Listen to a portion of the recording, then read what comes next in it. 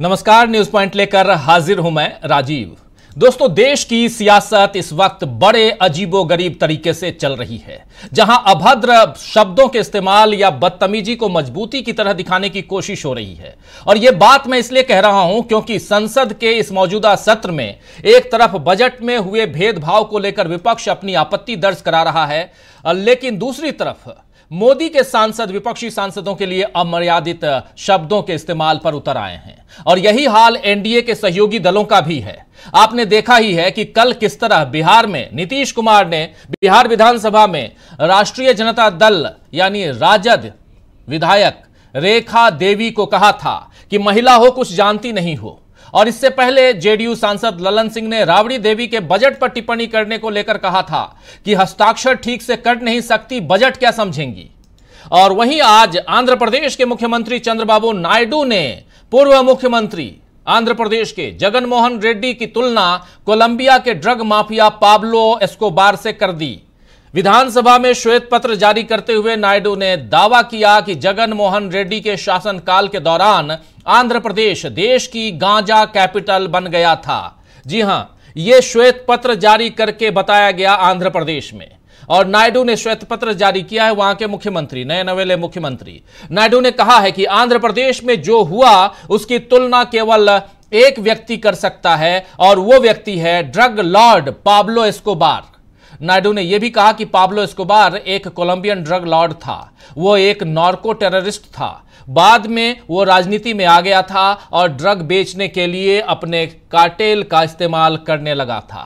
एक पूर्व मुख्यमंत्री की तुलना दोस्तों एक कुख्यात अपराधी से की जा रही है और मोदी इसे देश का अमृतकाल बता रहे हैं। और उसी शासन में नरेंद्र मोदी भी हैं, यानी उनकी पार्टी है। आंध्र प्रदेश की चर्चा कर रहा हूं। वैसे आज आंध्र प्रदेश से बाहर निकलिए, संसद आइए। तो संसद में जिससे शुरुआत हो रही है इस कार्यक्रम की, संसद में काफी हंगामा हुआ जब पंजाब के पूर्व मुख्यमंत्री चरणजीत सिंह चन्नी और केंद्रीय मंत्री रवनीत सिंह बिट्टू के बीच तीखी नोकझोंक हो गई और उसके बाद काफी हंगामा हुआ। जरा सुन लेते हैं तीखी नोकझोंक। आइए देखते हैं कि किस तरह के शाब्दिक प्रहार संसद में हो रहे हैं। सुनिए जरा, देखिए। बिट्टू जी, आपके पिताजी शहीद हुए थे, माननीय सदस्य, लेकिन मैं आपको कह दूं वो उस दिन नहीं मरे थे, वो उस दिन मरे जिस दिन आपने कांग्रेस को छोड़ा। निवेदन करना चाहता हूं कि आपने मेरा नाम लिया।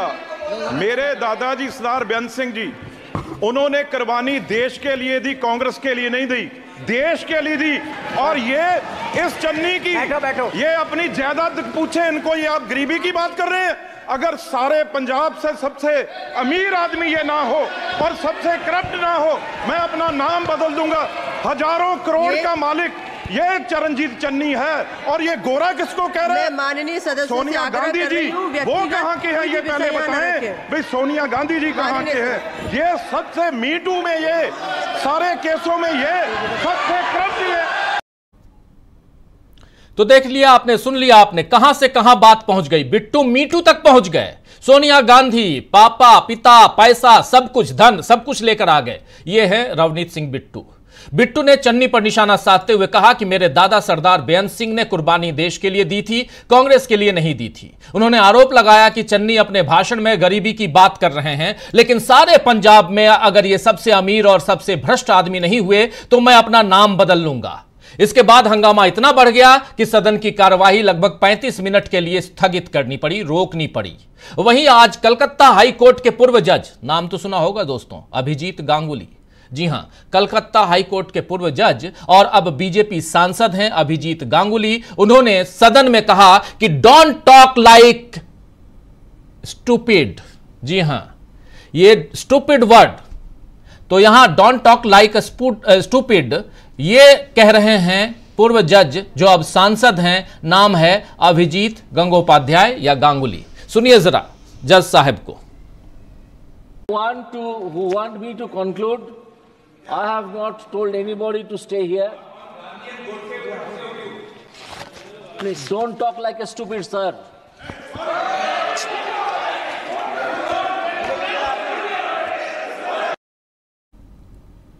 तो जज साहब को लग रहा है कि आज भी जज की कुर्सी पर बैठे हुए हैं और कह रहे हैं don't talk like a stupid sir. तो बताया जा रहा है कि यह बात उन्होंने गौरव गोगोई के लिए कही है।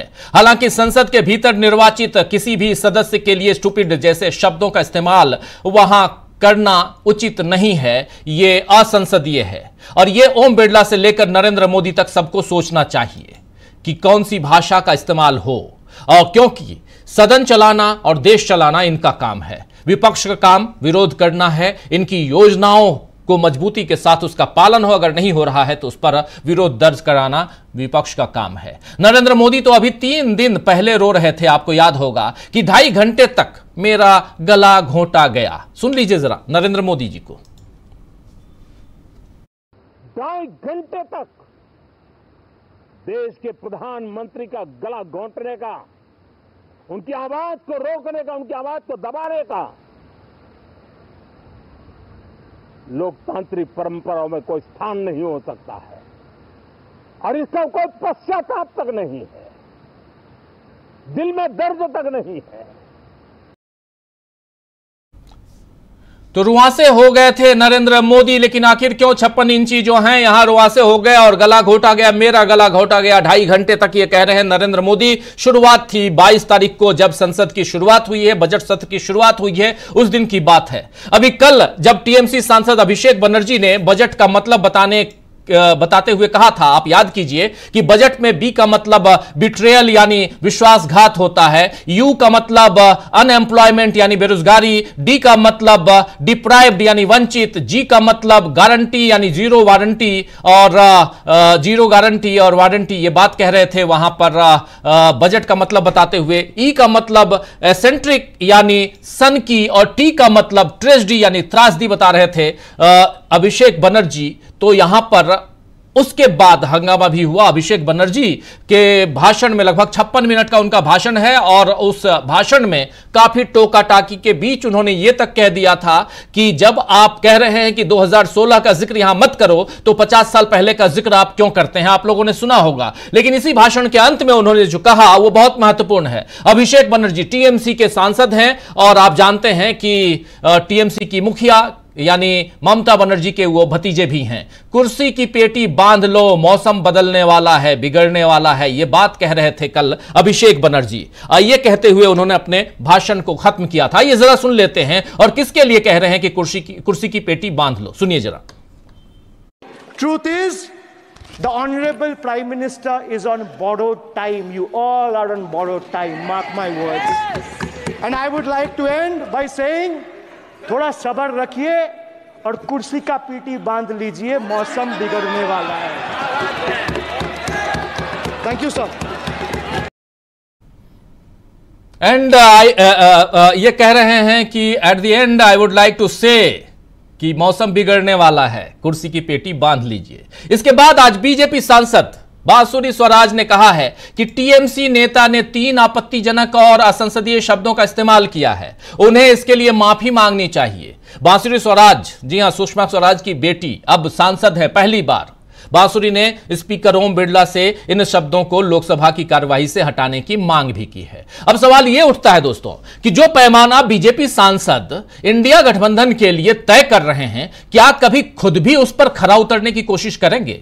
हालांकि इस बार मोदी का ध्यान सरकार चलाने से ज्यादा सरकार को बचाने पर है, और इसके कई एग्जाम्पल शुरू से मिल रहे हैं। तभी पिछली बार भी सत्र जब शुरू हुआ, तो सत्र शुरू होने से पहले नरेंद्र मोदी ने विपक्ष को जिम्मेदार बनने की नसीहत दी थी। अभी जब विशेष सत्र की शुरुआत हुई थी, जहां ओथ सेरेमनी हुआ, स्पीकर का चुनाव हुआ, आप याद कीजिए, उसके बाद इस बार भी लोकतंत्र को ठेस पहुंचाने का ठीकरा उनके सिर पर ही फोड़ा जा रहा है। हालांकि अब मजबूत इंडिया गठबंधन मोदी सरकार के आगे दब नहीं रहा है।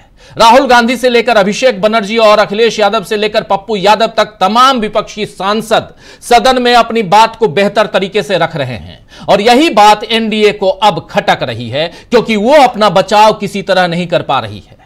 अब सवाल यह उठता है कि क्या राजनीति से शिष्टाचार को पूरी तरह खत्म करके रहेगी मोदी सरकार, या लोकतंत्र के संस्कारों का रख पाएगी थोड़ा लिहाज? और इन सबके बीच एनडीए को झटका देने की तैयारी में विपक्ष कैसे है? क्यों आखिर अभिषेक बनर्जी ने कहा कि कुर्सी की पेटी बांध लीजिए, क्योंकि मौसम बिगड़ने वाला है। और कल से लेकर आज तक बहुत सारी बातें दिल्ली से लेकर महाराष्ट्र तक चल रही हैं। आखिर उसके पीछे की कहानी क्या है, ये सब जानेंगे इस छोटी सी चर्चा जो अब हम आगे करने जा रहे हैं। हमारे साथ कुछ वरिष्ठ साथी जुड़े हुए हैं, उन सबसे आपका परिचय करवाता हूं और आगे बढ़ते हैं। जरा स्क्रीन पर हमारे तमाम साथियों को ले आइए। देखिए, इस वक्त हमारे साथ 5 वरिष्ठ साथी जुड़े हुए हैं। हमारे साथ जुड़े हुए हैं डॉक्टर प्रकाश हिंदुस्तानी जी, प्रेम कुमार जी जुड़े हुए हैं, नवेंदु जी जुड़े हुए हैं, डॉक्टर दीपक पाचपोर जी और प्रशांत टंडन जी जुड़े हुए हैं। आप सबका स्वागत है, इस्तकबाल है, स्वागत इस्तकबाल आप तमाम दोस्त साथी शुभचिंतक आप सबका जो अब तक जुड़ चुके हैं और जुड़ने वाले हैं। सीधा आना चाहता हूं प्रेम कुमार जी आपके पास।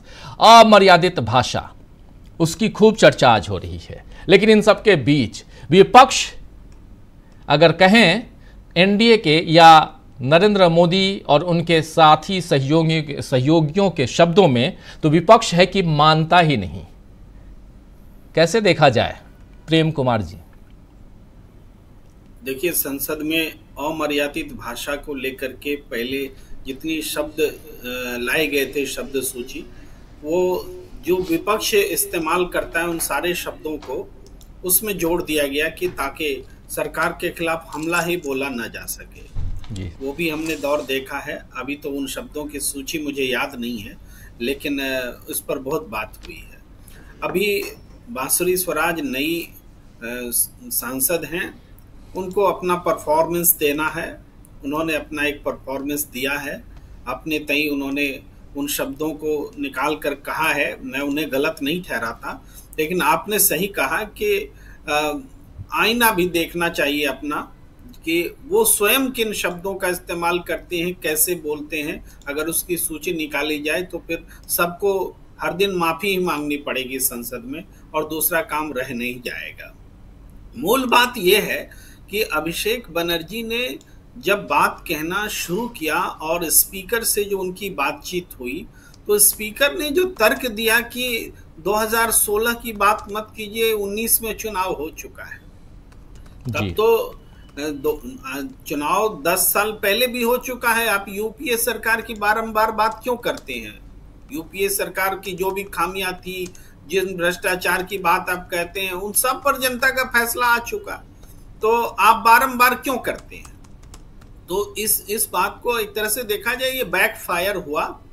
जनता ने अभिषेक बनर्जी के रेजिस्टेंस को सही माना है, और स्पीकर यहाँ एक ऐसी स्थिति में दिखे जहां पर कि उनको लोग गलत पा रहे हैं, उनको पक्षपात करते हुए देख रहे हैं कि एक तरफ नेहरू के खिलाफ में जमकर बोला जाए, वो चुप रहते हैं।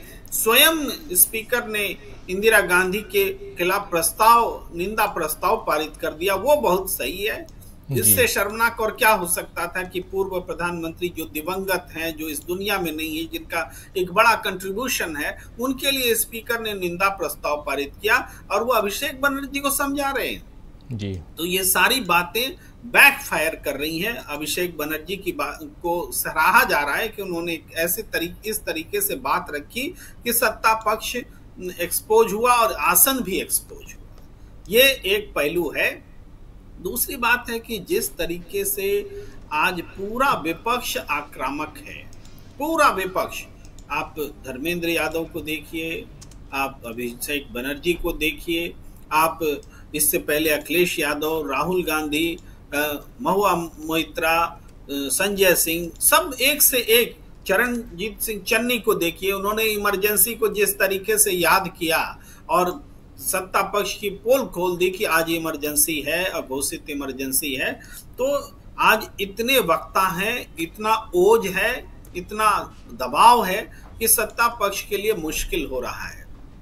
इसका असर भी देखने को मिल रहा है कि अब सत्ता पक्ष, जैसे उत्तर प्रदेश में ही हमने आज सुना कि पुलिस परीक्षा जो है वो फिर से होगी, उसकी डेट भी दिए गए जो रद्द कर दी गई थी, और कहा गया कि परीक्षार्थी अपना आई कार्ड अगर रोडवेज को दिखाएंगे तो वो फ्री में उनको ले जाएगा, क्योंकि पिछली बार रोडवेज ने पैसा ले लिया है।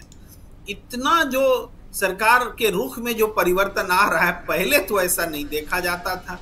पहले तो छात्र विरोधी रवैया नजर आता था, अब उनको वो पैसा भी नहीं ले रहे हैं। बोल रहे पिछली बार तो आप आए थे एग्जाम देने के लिए, इस बार केवल आई कार्ड दिखा दीजिएगा तो रोडवेज आपको फ्री में ले जाएगा।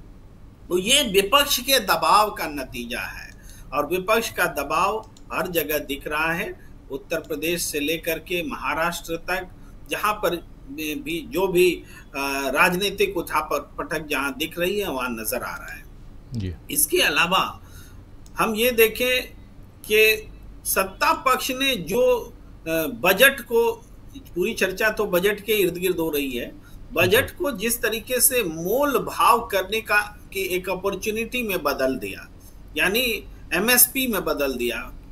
आपने समर्थन हमको दिया तो हम आपसे एमएसपी दे रहे हैं, मिनिमम सपोर्ट प्राइस दे रहे हैं, उसमें जो तब्दील कर दिया तो उससे जनता का भरोसा जो है, एक बारगी जो मैसेज गया, इस बजट को कैसे याद रखा जाएगा? इसलिए याद नहीं रखा जाएगा कि किस स्टेट को कम दिया और किस स्टेट को ज्यादा दिया। इस बजट को याद रखा जाएगा कि अपनी सरकार बचाने के लिए, अपनी कुर्सी बचाने के लिए दो पार्टियों को संतुष्ट करने का प्रयास किया गया है, इसी रूप में याद किया जाएगा, कुर्सी बचाने वाला बजट। तो ये विपक्ष की अपने एक तरह से जीत है। ये जीत ऐसे नहीं मिली, लगातार आक्रामक तरीके से और टकराने की मुद्रा में विपक्ष खड़ा है, उन मुद्दों पर खड़ा है, खास करके महंगाई, बेरोजगारी जैसे सवालों पर जो बातें उठी हैं। इंटर्नशिप का सवाल उठ रहा है, मैं इसको बोल रहा हूं, लगातार बोल रहा हूं, जो भी मंच मिलता है मुझे बोलने का। ये जो इंटर्नशिप शुरू की गई है, इस पर थोड़ा ध्यान देना बहुत जरूरी है। ये इंटर्नशिप क्या है? सरकार पैसा देगी, 12% कॉर्पोरेट पैसा देगा जहां पर कि इंटर्नशिप बच्चे करेंगे, और वो 12% भी CSR का फंड होगा, यानी 1 रुपया भी कॉर्पोरेट जगत खर्च नहीं करेगा। 100% जो 5,000 की रकम है वो सरकार देगी, और उनको ट्रेंड हैंड, स्किल्ड हैंड मिले, इवन डॉक्टर इंजीनियर तक मिलेंगे। और अब आप समझिए, आज डॉक्टर की इंटर्नशिप करने के लिए कोई भी किसी भी अस्पताल में 25,000 से कम रुपया वो लोग नहीं देते हैं, 25,000 रुपया मिनिमम देते हैं। अब कल को सरकार उनको फ्री में डॉक्टर अवेलेबल कराएगी कि इंटर्नशिप कराइए, तो 5,000 रुपया भी ऊपर से सरकार ही देगी। तो वो कॉर्पोरेट जगत, वो हॉस्पिटल जिस डॉक्टर को 25,000 में रख रहा था, वो क्यों रखेगा? बोलेगा तुम तो फ्री में मेरे पास आने वाले हो गवर्नमेंट के रूट से, हम तुमको क्यों 25,000 रुपया देंगे? तो इस तरीके से ये बहुत ही अनफ्रेंडली माहौल हो गया है नौजवानों के लिए जो रोजगार खोज रहे हैं, रोजगार खोजेंगे। तो उस पर हम ये कहते हैं कि ये इंटर्नशिप सरकार के पैसे से अगर हो रहा है तो इसको सरकारी उपक्रमों में भेजिए ना, PSUs के पास में इंटर्नशिप कराइए, क्या दिक्कत है? PSU में भी हॉस्पिटल भी है, इंजीनियरिंग के भी का भी अपॉर्चुनिटी है, दूसरे तरह के भी अपॉर्चुनिटी, और भी टेक्निकल स्किल्ड है। तो आप सरकार का पैसा उससे इंटर्नशिप प्राइवेट को दीजिए। ये तो अग्निवीर से भी बुरी योजना है, और ये योजना, इसका जितना प्रतिकार किया जाना चाहिए किया जाना चाहिए। ये वो नहीं है कट पेस्ट बोल रहे हैं कांग्रेस से, ये कांग्रेस से कट पेस्ट कतई नहीं है। कांग्रेस ने तो कहा था कि राहुल गांधी ने भी कहा था कि इंटर्नशिप जो है हम वंचित तबके को, आदिवासियों को, दलितों को, पिछड़ों को हम देंगे और कानूनी अधिकार बनाएंगे, उनका कानून बनाएंगे। उन्होंने कहा यहाँ तो कानून बनाने की कुछ बात नहीं हो रही। अप्रेंटिसशिप की बात थी वहां पे, प्रेम कुमार जी, अप्रेंटिसशिप की बात थी वहां पे, इंटर्नशिप की बात नहीं थी। लेकिन वो था कि जो जॉब के लिए या प्रोफेशनल जो डिग्री पा लिए हैं उनको, और उसमें कोई लिमिटेशन नहीं था। राहुल गांधी या कांग्रेस पार्टी के उस घोषणा पत्र में 1 करोड़ का लिमिटेशन नहीं था। यहाँ लिमिटेशन है, और उसमें न सिर्फ लिमिटेशन है बल्कि अगर आप MBA हैं, आप CA हैं, आप डॉक्टर हैं, IITN है, तो आप इसके लिए एलिजिबल नहीं हैं। अगर आपका परिवार या आपके परिवार का कोई भी सदस्य ITR यानी इनकम टैक्स रिटर्न भरता है, तब भी आप इसके पात्र नहीं हैं। इसके बहुत सारे लूपहोल्स हैं, या कहें तो इसमें जो नियम और कायदे, नियम और शर्तें जो छोटे से शब्दों में लिखा हुआ है उसको पढ़िए तो आप जिस तरफ लेके जा रहे हैं इस बात को, उसी तरफ मैं भी ले जा रहा हूं। और ये बहुत महत्वपूर्ण है कि इसमें आप किसको देना चाह रहे हैं। और दूसरी एक महत्वपूर्ण बात कि टॉप 500 कंपनियों की आप बात कर रहे हैं, तो टॉप 500 कंपनियों में से कई कंपनियों ने अभी ही हाथ जोड़ लिया है कि मेरे पास जगह नहीं है। यह भी है, थोड़ा सा जोड़ रहा था मैं। जी आप ठीक कर रहे हैं, और इससे ये एहसास कराया जा रहा है कि हमें तो जरूरत ही नहीं है इंटर्नशिप कराने की, आप रखिए अपना मैन पावर अपने पास। और फिर सरकार याचक मुद्रा में है कि अजी हमारा करा दीजिए, पैसा भी तो हम ही दे रहे हैं, आपको क्या करना है, आपको तो बस एक अपॉर्चुनिटी देना है। और वो शान से कहेंगे नहीं, मैं ये अपॉर्चुनिटी नहीं दे रहा हूँ। ये कुछ इसी तरीके से बात हुई, बोलचाल की भाषा में कहा जाए कि आप डोमेस्टिक हेल्प अपने घर में रखते हैं, तो उसको मान लीजिए कि 5,000 रुपया देते हैं, तो कोई कहे कि 5,000 रुपया हम ही दे देंगे, आपको फ्री में डोमेस्टिक हैंड दें, और हम बोले कि नहीं नहीं हमको नहीं चाहिए डोमेस्टिक हैंड, हमको नहीं चाहिए। ये जो डपोर शंखी है, ये जो पाखंड है, इस पाखंड को समझने की जरूरत है। एक तो फ्री ह्यूमन रिसोर्स ले रहे हैं, ऊपर से एहसान करने का ये आप ड्रामा कर रहे हैं। ये इस हालात में रख दिया है हमारे नौजवानों को। ये इससे कतई नौजवानों का भला नहीं होने वाला है। रोजगार सृजन तो ये है ही नहीं। रोजगार के बारे में अगर चिंता करनी है सरकार को, तो पहले 23 लाख पदों को भरे, जो सरकारी पद रिक्त हैं, वहां से शुरुआत कीजिए, तब आप रोजगार के प्रति गंभीर माने जाएंगे। फिर एमएसएमई को जिंदा कीजिए, उनके अपने पैरों पर जिंदा कीजिए। तो ये जो सवाल है, विपक्ष बहुत मजबूती के साथ सामने ला चुका है, देश की चिंता बन चुका है। लोग इसे प्रमुखता से प्रायोरिटी पर देख रहे हैं, रोजगार और महंगाई कम करना। जी रोजगार महंगाई का जिक्र कर रहे थे अभी प्रेम कुमार जी, लेकिन उससे इतर जहां से शुरुआत हमने की थी, एक बार फिर से उधर ही बढ़ते हैं। और अभद्र अमर्यादित भाषा का इस्तेमाल सदन के अंदर और सदन के बाहर भी लगातार सत्ता पक्ष विपक्ष के ऊपर, विपक्ष कितना करता है कितना नहीं, अमर्यादित भाषा का इस्तेमाल वो आप लोग देख चुके हैं। लेकिन यहां पर अगर विपक्ष कोई शब्द इस्तेमाल करता है, कुछ और बातें करता है, तो उसे टोक दिया जाता है, रोक दिया जाता है। लेकिन सत्ता पक्ष अगर करता है तो उसे आसंदी से रोका क्यों नहीं जाता, टोका क्यों नहीं जाता, ये एक बड़ा सवाल है। और यहां से परेशानियां बढ़ती हुई नजर आ रही हैं। दूसरी तरफ आंध्र प्रदेश का हम जिक्र कर रहे थे, आंध्र प्रदेश में श्वेत पत्र लेकर आते हैं चंद्रबाबू नायडू और पूर्व मुख्यमंत्री के खिलाफ उन्हें ड्रग माफिया बताते हैं। और यह किस दिशा में यह देश जा रहा है। वैसे ही चरणजीत सिंह चन्नी बनाम बिट्टू आपने देख लिया, रवनीत सिंह बिट्टू, इन दोनों के बीच जो बातचीत एक शहादत के ऊपर हो रही है, वो बातचीत किस दिशा में जा रही है। तो ये सब कुछ अगर देखें तो कहीं ना कहीं इसकी शुरुआत में अगर इसका बीजारोपण किसने किया, प्रशांत टंडन जी आपके पास आना चाहता हूं। बीजारोपण की अगर बात होगी तो नरेंद्र मोदी जी इसी सदन में पिछले 10 साल में कई बार भाषण दे चुके हैं और क्या क्या नहीं कह चुके हैं।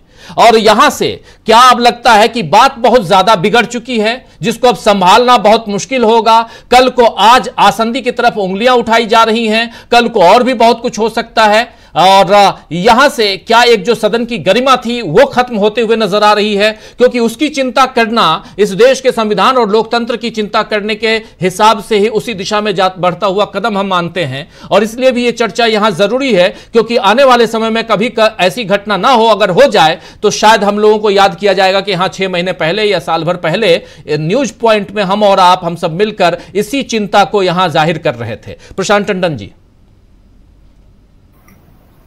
लोकसभा और राज्यसभा में जो कुछ भी हो रहा है उसमें एक तब्दीली यह है पिछले लोकसभाओं से, वो तब्दीली यह है कि दोनों सदनों के पीठासीन अधिकारी विपक्ष को बोलने ही नहीं देते, विपक्ष के खिलाफ टोका टाकी करते हैं और उससे माहौल बिगड़ता है। अभिषेक बनर्जी को क्यों ऐसी बात बोलनी पड़ी ओम बिरला के खिलाफ, क्योंकि ओम बिरला लगातार उनको टोक रहे थे कि आप ये बोलो ये नहीं बोलो। अब सरकार वहां पे यानी ट्रेजरी बेंच सत्ता पक्ष अच्छी संख्या में मौजूद है, वो अपना बचाव खुद कर सकते हैं जब उनका मौका आएगा। ये बात स्पीकर को और सभापति को राज्यसभा के में समझनी होगी। दूसरी बात उनको ये समझनी होगी कि वो रेफरी है, वो प्लेयर नहीं है। आप सोचिए फुटबॉल का मैच आप देख रहे हैं और कोई रेफरी भी गोल की तरफ बॉल बढ़ा दे जी। तो ये काम रेफरी का नहीं होता है। हम तो लगातार रोज ये देखते हैं कि रेफरी जो है वो एक टीम को पास दे देता है। और प्रशांत जी याद कीजिए, जैसे ही आसंदी पर दूसरी बार चुनकर स्पीकर महोदय बैठे थे, जो काम उनको नहीं करना चाहिए था उन्होंने वो काम किया था। निंदा प्रस्ताव इंदिरा गांधी के खिलाफ लेके आए थे। क्या ये काम स्पीकर का है? ये सवाल पूछा जा रहा है। देश में नहीं, विदेशों से भी फोन आते हैं तो पूछते हैं लोग कि आपके यहाँ हो क्या रहा है। जी जी, वही बात। अब आप देखिए कि कल अभिषेक बनर्जी को आपने रोक दिया, खुद आप इमरजेंसी पे लेकर आए। अच्छा, इमरजेंसी कोई गैर संवैधानिक नहीं था। इमरजेंसी के अंदर संविधान की प्रावधान के तहत इमरजेंसी थी। अगर ओम बिरला जी का ये आशय है कि इमरजेंसी के प्रावधान ही नहीं होने चाहिए, नरेंद्र मोदी का ये अगर आशय है कि संविधान में इमरजेंसी के प्रावधान नहीं होने चाहिए, तो आप अमेंडमेंट बिल लेकर आइए, देखते हैं उसका लोकसभा या पार्लियामेंट क्या करती है। तो दूसरी बात देखिए राजीव जी, अगर उसका जो हो रहा है उसका पॉलिटिकल मैसेज हम अगर पकड़ने की कोशिश करें, पॉलिटिकल मैसेज ये है कि विपक्ष की तरफ से जो बैटिंग लाइनअप है वो बहुत बढ़िया है जी। और उसमें राहुल गांधी हैं, अखिलेश यादव हैं, दीपेंद्र हुड्डा हैं, गौरव गोगोई हैं, पप्पू यादव हैं, कल्याण बनर्जी, अभिषेक बनर्जी, महुआ मोइत्रा, चंद्रशेखर, धर्मेंद्र यादव, तमाम ऐसे लोग हैं जो उनका बैटिंग लाइनअप बहुत अच्छा है। और दूसरी सबसे बड़ी बात यह है कि अपोजिशन के पास उस तरीके का नहीं है। अगर उनको स्पीकर का संरक्षण, जिसकी बात अमित शाह कर रहे थे, वो ना मिले तो उनके पास लोग नहीं है वैसे कि जो बोल सकें इन लोगों के खिलाफ। तो अच्छे वक्ता इनके खिलाफ साथ में। और सबसे बड़ी बात क्या हो रही, लगातार दूसरे सेशन में, पहले सेशन में देखिए राज्यसभा में खड़गे जी और लोकसभा में अखिलेश यादव और राहुल गांधी, इन तीन लोगों ने तय कर दिया कि पहला सेशन इंडिया गठबंधन के नाम हो गया था जी। और दूसरा सेशन में भी अभी भी वो दूसरी टीम के हाफ में चढ़े हुए बॉल लेकर। तो ये तब्दीली है। और उसका दूसरा एक संदेश क्या जा रहा है यहां से बाहर, देश भर में देखा जाता है। ये लोग सोशल मीडिया पे वीडियो के क्लिप बना के शेयर करते हैं, आप यहां दिखा रहे हैं। पूरे देश में इंडिया गठबंधन की जो कंस्टिट्यूंसी है, इंडिया गठबंधन को जिन लोगों ने वोट दिया है वो निराश नहीं है। वो देख रहे हैं कि उन्होंने जिनको वोट दिया वो जाकर वहां पे उनकी बात उठा रहे हैं, लड़ रहे हैं। और उनकी नाराजगी कहाँ होगी? उनकी नाराजगी आएगी ओम बिरला पे, जगदीप धनखड़ पे जी, जिसको उन्होंने चुन के भेजा, उनको बोलने का मौका नहीं मिल रहा है। और ये बीजेपी के लिए पॉलिटिकली बड़ा नुकसानदायक होगा, क्योंकि लगातार जनता के बीच में संदेश जा रहा है। और एक आखिरी बात, जो कि वो आखिरी बात उन्होंने अपने अभिषेक बनर्जी ने अपने भाषण में कही, आखिरी बात जी, कि प्रधानमंत्री को उन्होंने कहा कि आप बोरोड टाइम में हैं, मतलब आपका समय खत्म हो चुका है, अब आप उधारी के समय में हैं यहाँ पे, और कुर्सी की पेटी बांध लीजिए, मौसम बिगड़ने वाला है। वो ऐसा 2-3 वजह से कह रहे हैं। एक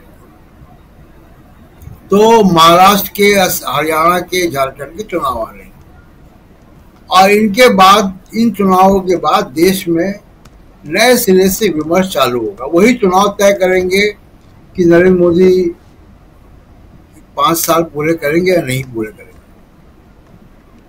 दूसरा संदेश जो है बजट से चला गया।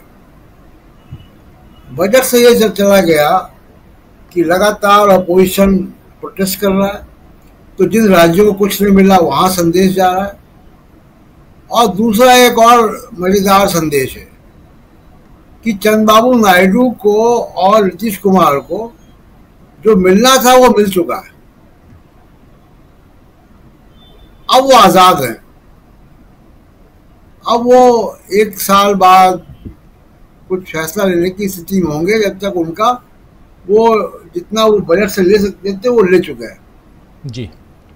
तो अपोजिशन इसी स्ट्रेटेजी के साथ चल रहा है कि जितना इनको घेर सको घेरो, और असेंबली इलेक्शन के बाद नए सिरे से अटैक चालू होगा। राजीव, बिल्कुल बिल्कुल।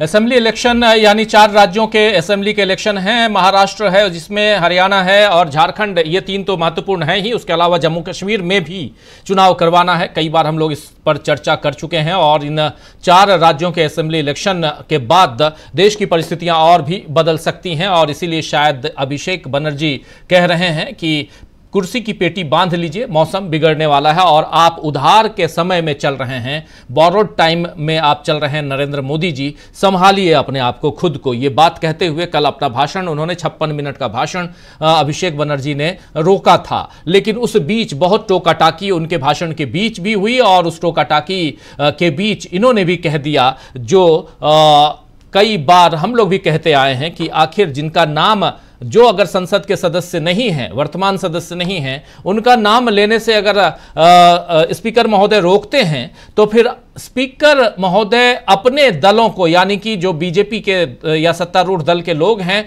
वो अगर पुरानी बात करते हैं, 50 साल पुरानी बात करते हैं, तो क्यों करते हैं? यही बात तो पूछा जा रहा था। लेकिन बात यही नहीं है, बात इसके आगे भी है।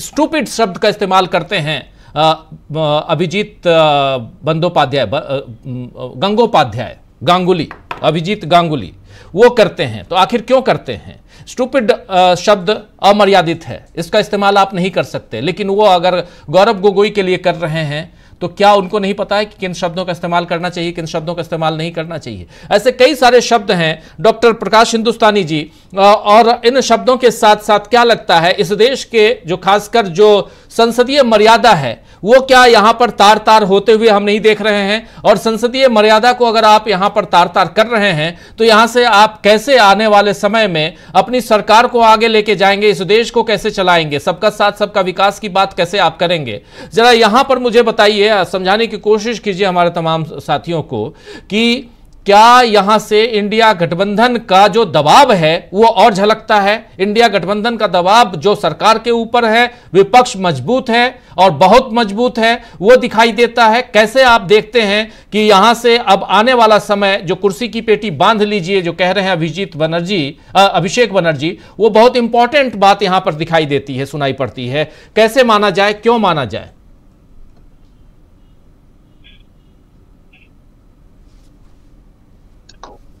अनम्यूट। हाँ जी, अब आ रही है मेरी आवाज? जी आ रही है। अभिषेक बनर्जी के भाषण की चर्चा आम लोगों तक है। कई लोगों को मैंने जो राजनीति में रुचि रखते हैं लेकिन पत्रकार नहीं है, नेता नहीं है, वो भी कह रहे हैं कि अभिषेक बनर्जी ने क्या बात कही।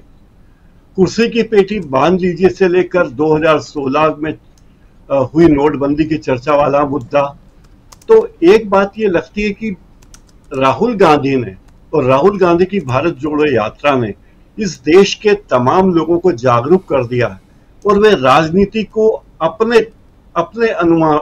हिसाब से देखने लगे हैं। वो नहीं जो टीवी चैनल दिखाते थे, बड़ा बड़ा मीडिया दिखाता था, वो नहीं। अब वे अपना फैसला खुद करते हैं, अपने हिसाब से राय बनाते हैं। तो ये बहुत बड़ी बात हुई। दूसरी बात, लगातार जब भारत जोड़ो यात्रा चल रही थी और दूसरी भारत जोड़ो यात्रा की दूसरी भारत जोड़ो न्याय यात्रा हुई, उस पूरे दौरान आप देखिए माननीय प्रधानमंत्री जी का क्या रवैया रहा। वो लगातार उनके आरोप, उनकी बातें इस तरह से होती जा रही थी, लगता कि वे कमजोर पड़ते जा रहे हैं। और नतीजे आए, चुनाव के नतीजों ने उस बात की पुष्टि की कि वास्तव में जनता बीजेपी के साथ उस तरह नहीं है। अब आज तो और भी दिलचस्प हुआ जब अमित शाह हाल ही में महाराष्ट्र गए थे, तो उन्होंने शरद पवार के बारे में कुछ आपत्तिजनक बयान दिए थे कि ये सरगना है वगैरह, किंगपिन वगैरह कहा था उन्हें वगैरह। लेकिन अब पता चला कि अजीत पवार गुट ने, जो एनसीपी का अजीत पवार गुट है, उसने ही इस मामले को लेकर फडणवीस और बीजेपी के दूसरे नेताओं के सामने उठाया है। उन्होंने कहा कि अगर आप शरद पवार की आलोचना करोगे तो नुकसान हो जाएगा, भाई आप आलोचना मत कीजिए, पहले ही हालत खराब है। अगर आप इस तरह शरद पवार की आलोचना करेंगे तो मांग में आएगा कि आखिर इस तरह की अंधाधुंध बातें क्यों करने लगे। और अजीत पवार से मिलने के तो विचित्र बात लगती है कि अजीत पवार जो शरद पवार के साथ नहीं है, वो भी जानते हैं इस असलियत को कि शरद पवार की आलोचना करने का क्या नुकसान बीजेपी को होगा या एनसीपी अजीत पवार गुट को होगा, इसका अंदाज उन्हें पूरी तरह है। तो जिस तरीके से तमाम गतिविधियां संसद में हो रही है, बजट के मुद्दे पर इतना तीखा प्रहार कांग्रेस ने और इंडिया गठबंधन के दलों ने किया है, इसकी अपेक्षा शायद ही कभी प्रधानमंत्री नरेंद्र मोदी को होगी या निर्मला सीतारमण को होगी। उन्होंने जो चुनावी बजट पेश किया है, उस बजट की जिस तरह से मतलब धज्जियां उड़ा दी गई, बता दिया गया कि बजट क्या होना चाहिए, बजट का उद्देश्य क्या होता है, यहां से शुरू हुई। और आप देखिए कि तमाम बीजेपी के नेताओं को अब सक्रिय कर दिया गया है पार्टी द्वारा कि वे बयान दें कि हमारे राज्य को बहुत मिला है। जैसे महाराष्ट्र की एक सांसद कह रही थी कि महाराष्ट्र को तो बहुत मिला है, 72,000 करोड़ मिला है। मध्य प्रदेश को बजट में कुछ मिला नहीं है, लेकिन मध्य प्रदेश के नेता कह रहे हैं मध्य प्रदेश को बहुत कुछ मिला है। और दूसरी तरफ अंदर ही अंदर बीजेपी के नेता भी कहते हैं कि हमने 29 में से 29 सीटें दी और हमें क्या मिला, मध्य प्रदेश को बजट में क्या मिला, कुछ भी नहीं मिला। तो जिस तरह की स्थिति बजट के बारे में मैंने देखा कि बजट आने पर बजट चर्चा में सरकार पर इतना निष्क्रिय बजट लगाने की बात हुई, वो पहली बार देखने को मिली। और जिस मुद्दे पर कांग्रेस को घेरने की कोशिश करती थी बीजेपी, विरासत टैक्स वगैरह को लेकर, अब बीजेपी खुद घिरती जा रही कि भाई आप जो टैक्स लगा रहे हैं, लॉन्ग टर्म और शॉर्ट टर्म क्या कहते हैं, gain tax, property tax, gain tax लगा रहे हैं, उसका क्या अंजाम होगा। ये एक ऐतिहासिक बजट इसलिए भी जो जिसलिए हर व्यक्ति व्यथित है कि इस बजट में शिक्षा पर और स्वास्थ्य के मुद्दों पर इतना कम पैसा खर्च हुआ है, उस करने का प्रस्ताव है कि उसकी कल्पना करना मुश्किल। यानी 1% राशि भी स्वास्थ्य पर, जन स्वास्थ्य पर नहीं है। तो सरकार ने शिक्षा और स्वास्थ्य दोनों चीजें प्राइवेट लोगों के हाथ छोड़ दी है, पंचतारा अस्पतालों और पंचतारा स्कूलों के वजह से छोड़ दी है, बाकी जनता के लिए कोई व्यवस्था नहीं है। तो एनडीए को झटका इसीलिए मिल रहा है कि सारे विपक्षी दल एक साथ हैं, सारा विपक्ष एक साथ है और एक ताकतवर नेता संसद में है। और उस ताकतवर नेता के साथ जो लोग खड़े हैं, चाहे वो अभिषेक बनर्जी हो, चाहे अखिलेश यादव हो या दूसरी पार्टियों के और नेता भी हो, इतनी तलखी से और इतना क्षीर नीर विवेक से वो बातें करते हैं कि कहना मुश्किल लगता है। तो बीजेपी इन सब से डरी हुई है, बौखलाई हुई है और उसे लगता है कि कैसे भी करके इसकी धार को कम किया जाए, लेकिन वो धार कम होने के बजाय बढ़ती ही जा रही है।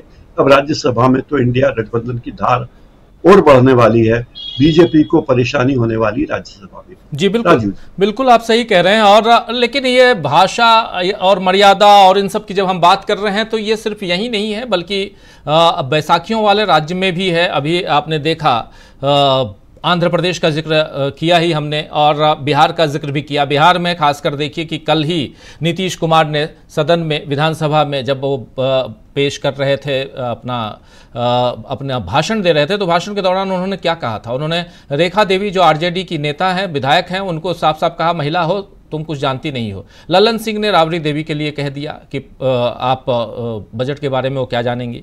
तो ये जो बातें हैं, महिलाओं का अपमान से लेकर पूर्व मुख्यमंत्री का अपमान, और यहाँ पर सदन के अंदर जो कुछ हो रहा है वो हम देख ही रहे हैं। आना चाहता हूँ नवेंदु जी आपके पास, बिहार से लेकर आंध्र प्रदेश तक और इधर दिल्ली तक, केंद्र तक, और सत्तारूढ़ दल खासकर, चूंकि उसमें नीतीश बाबू भी हैं, उसमें चंद्रबाबू नायडू भी हैं, और ऐसे हो सकता है और भी कई लोग होंगे।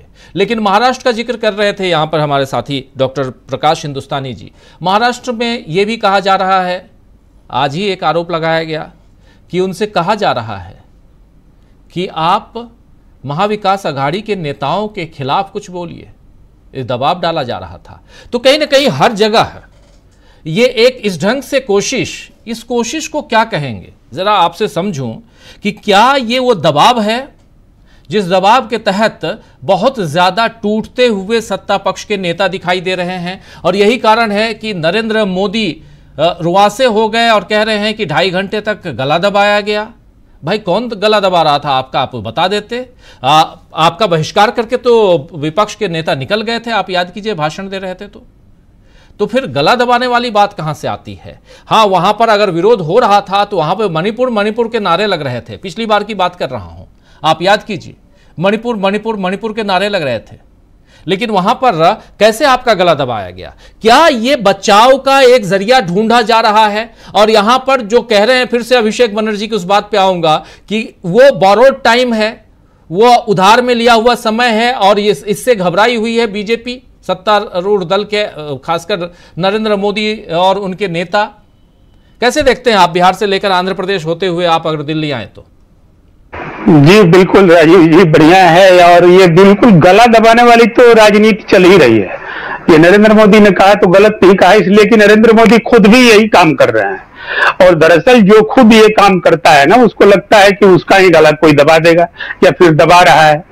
तो ये देखिए, पूरी बीजेपी की जो घबराहट है, वो घबराहट दरअसल एक तो उसके अंदरूनी स्तर पर है, उसके सहयोगी दल जो हैं, उन सहयोगी दलों के साथ जो एक राजनीति बीजेपी कर रही है, वो राजनीति समझिए विपक्ष की राजनीति से, विपक्ष के साथ की जा रही राजनीति से कम खतरनाक नहीं है। तो वहां आपने सही कहा, अभी हमारे एक साथी ने कहा कि वो एक तरह से वो अपने जो सहयोगी दल है उनको भी खड़ा कर रहे हैं एक दूसरे के खिलाफ। तो ये पूरी तरीके से जो एक सुरक्षा है, एक अल्पमत की सरकार जो है, और बीजेपी की सरकार की आदत जो पड़ चुकी है, तो ये नरेंद्र मोदी को बखूबी पता है कि ये बीजेपी की सरकार नहीं है। तो इस परेशानी में, इस परेशान हाल में वो चाहते हैं कि कैसे बीजेपी के सरकार की तरफ फंक्शन हो, तो उसी में ये तमाम जो है उल्टे सीधे जो है वो तौर तरीके भी अपना रहे हैं, और वो एक ये सिद्ध करने की कोशिश में कि कंटिन्यूटी में सरकार है, तो उस कंटिन्यूटी में सरकार को पार्लियामेंट में खासतौर पर प्रोजेक्ट करना चाह रहे हैं, और उसके सबसे बड़े माध्यम बने हुए हैं लोकसभा अध्यक्ष ओम बिरला। तो ये एक स्थिति है। लेकिन जो आपने पूछा कि राज्यों में जो स्थितियां चल रही हैं, तो जो मैंने कहा कि देखिए कैसे गला दबाने का खेल चल रहा है, तो वो ये है कि अब जैसे एक केस स्टडी के तौर पे बिहार की बात ही हम करें, तो बिहार में देखिए यहाँ एक तरफ चिराग पासवान है अपने 5 सांसदों के साथ, वो केंद्र में मंत्री हैं। जीतन राम मांझी हैं, एक ही हैं, लेकिन वो महत्वपूर्ण विभाग के मंत्री, एमएसएमई के मंत्री हैं, वो दलित हैं। चिराग पासवान भी दलित हैं। अब ये दलित और वर्सेस दलित का खेला भी खेला रही है बीजेपी यहाँ पर बिहार में, और वो कहीं ना कहीं जो है वो चिराग पासवान 5 की संख्या में है, तो कहीं मान लीजिए कि किसी केमिस्ट्री के तहत, जो केमिस्ट्री नीतीश कुमार के साथ उनकी अभी बनती हुई दिखाई दे रही है, जबकि नीतीश कुमार को उन्होंने 2020 के चुनाव में बर्बाद किया था, लेकिन उसके बाद अब जो नया समीकरण बन रहा है तो वो एक केमिस्ट्री बनती दिखाई दे रही है। इसकी भनक पा करके नरेंद्र मोदी ने पुश करना शुरू किया है जीतन राम मांझी को, और जीतन राम मांझी जैसा एक पार्टी का नेता, एक नेता का पार्टी जो है वो कह रहा है कि 25 सीटें हमको विधानसभा में चाहिए, वो अभी से इसका ऐलान कर रहे हैं, तब तो साहब बात बनेगी नहीं बनेगी। तो ये कहां से बोल रहे हैं? ये जाहिर तौर पर समर्थन उनको वहां से मिल रहा है, और दलित वोटों को उस तौर पर मांझी के जरिए समेटना चाहते हैं। चिराग अगर कोई खतरा कर सकते हैं, अगर कल गए नीतीश के साथ जा करके, तो वो फिर उसको वो चाहते हैं कि अभी से ही उनको भी कंट्रोल में किया जाए। तो अब चिराग पासवान इस नाते कंट्रोल में रहेंगे कि साहब मांझी को प्रमोट किया जा रहा है। ठीक यही स्थिति जो है नीतीश कुमार के स्तर पर खेली जा रही है, और नीतीश कुमार को जो समझ रहे हैं कि वो बिल्कुल अब आजाद हो गए हैं, आजाद नहीं है, दरअसल वो और गुलाम होते जा रहे हैं नीतीश कुमार। और जो राज्य की सच्चाई है, उस सच्चाई में मैं एक बात बता दूं कि अभी पूरी तरीके से ये जो एक स्थिति बन रही थी कि नीतीश कुमार का जो पूरा सामाजिक आधार है वो बीजेपी के आधार से मेल खाता नहीं है। यूपी के फरमान के बाद जो कांवरिया फरमान आया, उसके बाद ज्यादा नाराजगी भी दिखाई पड़ी, लेकिन उस नाराजगी में इंडिया गठबंधन के तरफ उनका झुकाव नहीं हो, या ये नरेंद्र मोदी इस बात को भांपते भी हैं कि कल गए हो सकता है, तो वैसी स्थिति में उनको भी काबू करने की एक कोशिश है।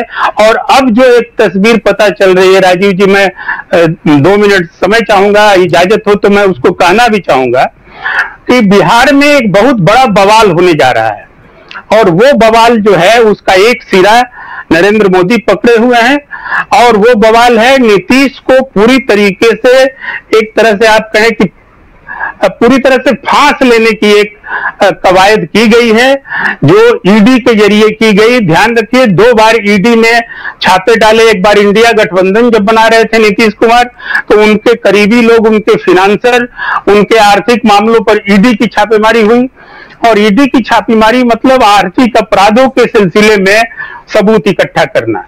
उसके बाद उनका झुकाव बढ़ा एनडीए की तरफ। अब इधर फिर कुछ कसमसाहट, छटपटाहट ना हो नीतीश कुमार में, तो एक बड़े मुद्दे पर जो उनकी आईएएस लॉबी है नीतीश कुमार की, उस आईएएस लॉबी में जो उनके दुलारे प्यारे जो अफसरान हैं, उसमें एक संजीव हंस का नाम बिल्कुल सामने आ चुका है, जो सबसे सीनियर आईएएस हैं, और वो बड़े महकमा उनके पास है, बिजली विभाग है, सिंचाई योजनाएं हैं, और कभी वो पुल निर्माण निगम के भी अध्यक्ष रह चुके थे, जो पुल धड़ाधड़ गिर रहे हैं। तो एक भ्रष्टाचार का बड़ा मामला सामने आया है, जिस पर ईडी ने छापेमारी की संजीव हंस के यहाँ। संजीव हंस ने दरवाजे बंद कर लिए, लेकिन सबूत पर्याप्त जुटा लिए ईडी ने, और उसके साथ साथ उन पर क्रिमिनल ऑफेंस के तहत रेप का केस भी एक पुष्ट हो चुका है। जो पटना के सीनियर एसपी हुआ करते थे राजीव मिश्रा, उन्होंने बजाते उस जो प्रताड़ित जो महिला थी, पीड़ित महिला, उसके आधार पर जांच की, और जांच में उन्होंने बताया कि सत्य प्रतीत होता है। तो एक तरह से ये मामला है। दूसरा है कि अब जब ईडी की जांच हुई है, तो सूत्रों से जो पता चल रही है, आज विधानसभा में भी और कल भी बिहार विधानसभा में विपक्ष इस मामले को लेकर के सामने आ रहा है, और उसने अब कहा है कि नीतीश की जान मुश्किल में है और नीतीश भी जा सकते हैं जेल। इस तरह का सबूत इकट्ठा करा रहे हैं, केंद्र के जरिए ईडी कर रही है, और उसमें है क्या कि अब ये सबूत आने के बाद। बताइए नवेंदु जी, एक सवाल मेरे जहन में आ रहा है, हालांकि आप जो कह रहे हैं बिल्कुल ये खबर सुबह से सुन रहा हूं, और कि नरेंद्र मोदी हो सकता है कि उस जाल को बुन रहे हैं जिसमें नीतीश कुमार को गिरफ्तार किया जा सके, ये खबर आ रही है। बिल्कुल आप जो कह रहे हैं उसी खबर को आप पुष्ट कर रहे हैं, आपकी बातें उन खबरों को पुष्ट करती हैं। लेकिन दूसरी बात, नरेंद्र मोदी ये काम तब करेंगे ना जब वो प्रधानमंत्री रहेंगे, उनकी सत्ता रहेगी, उनकी सरकार रहेगी, तब करेंगे। लेकिन अगर नीतीश बाबू और चंद्रा बाबू दोनों जिस डर से जुड़े हुए हैं, उस डर को किनारे करके और अपना समर्थन वापस ले लें, तो नरेंद्र मोदी कुछ नहीं है। कौन आएगा समर्थन देने के लिए? इंडिया गठबंधन तो आ नहीं रहा। तो ऐसे में अपनी गिरफ्तारी से बचने के लिए आप सत्ता में हैं और डर कायम किए हुए हैं। ये एक सामान्य, मेरी जो बुद्धि सामान्य बुद्धि है, मैं बहुत हाई फाई नहीं सोच रहा हूं, लेकिन सामान्य बुद्धि है, तब भी मैं यही सोचता हूं कि अगर ऐसा है तो मैं सत्ता वापस ले लूंगा, अपना समर्थन वापस ले लूंगा। सत्ता में तुम रहोगे नहीं, ईडी सीबीआई कोई तुम्हारी बात सुनेगा नहीं, सिंपल सी बात है। तो आखिर क्यों यहां फंसे हुए हैं नीतीश कुमार? ये सवाल उठता है। भाई आप 4 हमारे साथी जुड़े हुए हैं, आप लोगों के जहन में भी अगर इस सवाल का जवाब हो तो जरूर बताइएगा कि आखिर ये सुन रहा हूं और क्यों ऐसा हो रहा है, क्यों नीतीश बाबू आखिर क्यों परेशान हैं और वो साथ दे रहे हैं, जान रहे हैं कि कभी भी फांसा जा सकता है उनको। तो हाथ खींच लीजिए, उधर चंद्रबाबू हाथ खींच लेंगे, गिर गई सरकार। नवेंदु जी, आपका बहुत जेन्युइन सवाल है। और ये देखिए, इसके पीछे का जो मूल कारण है कि एक तो है कि नीतीश कुमार जो 20 वर्षों से सत्ता में रहने की एक आदत जो पड़ चुकी है, वो सत्ता से दूर होने में भी डरते हैं, मुझे ये लग रहा है। वो पिछले 20 सालों से उन्होंने चुनाव तक नहीं लड़ा है।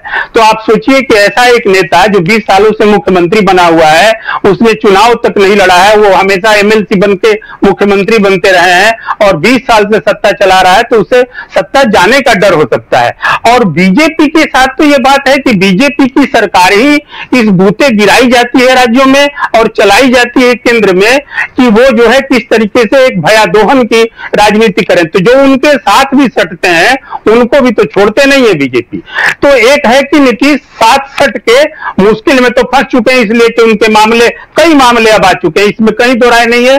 और ये आज की या कल की खबर नहीं है, मीडिया इसको, नेशनल मेन स्ट्रीम मीडिया दबा रहा था।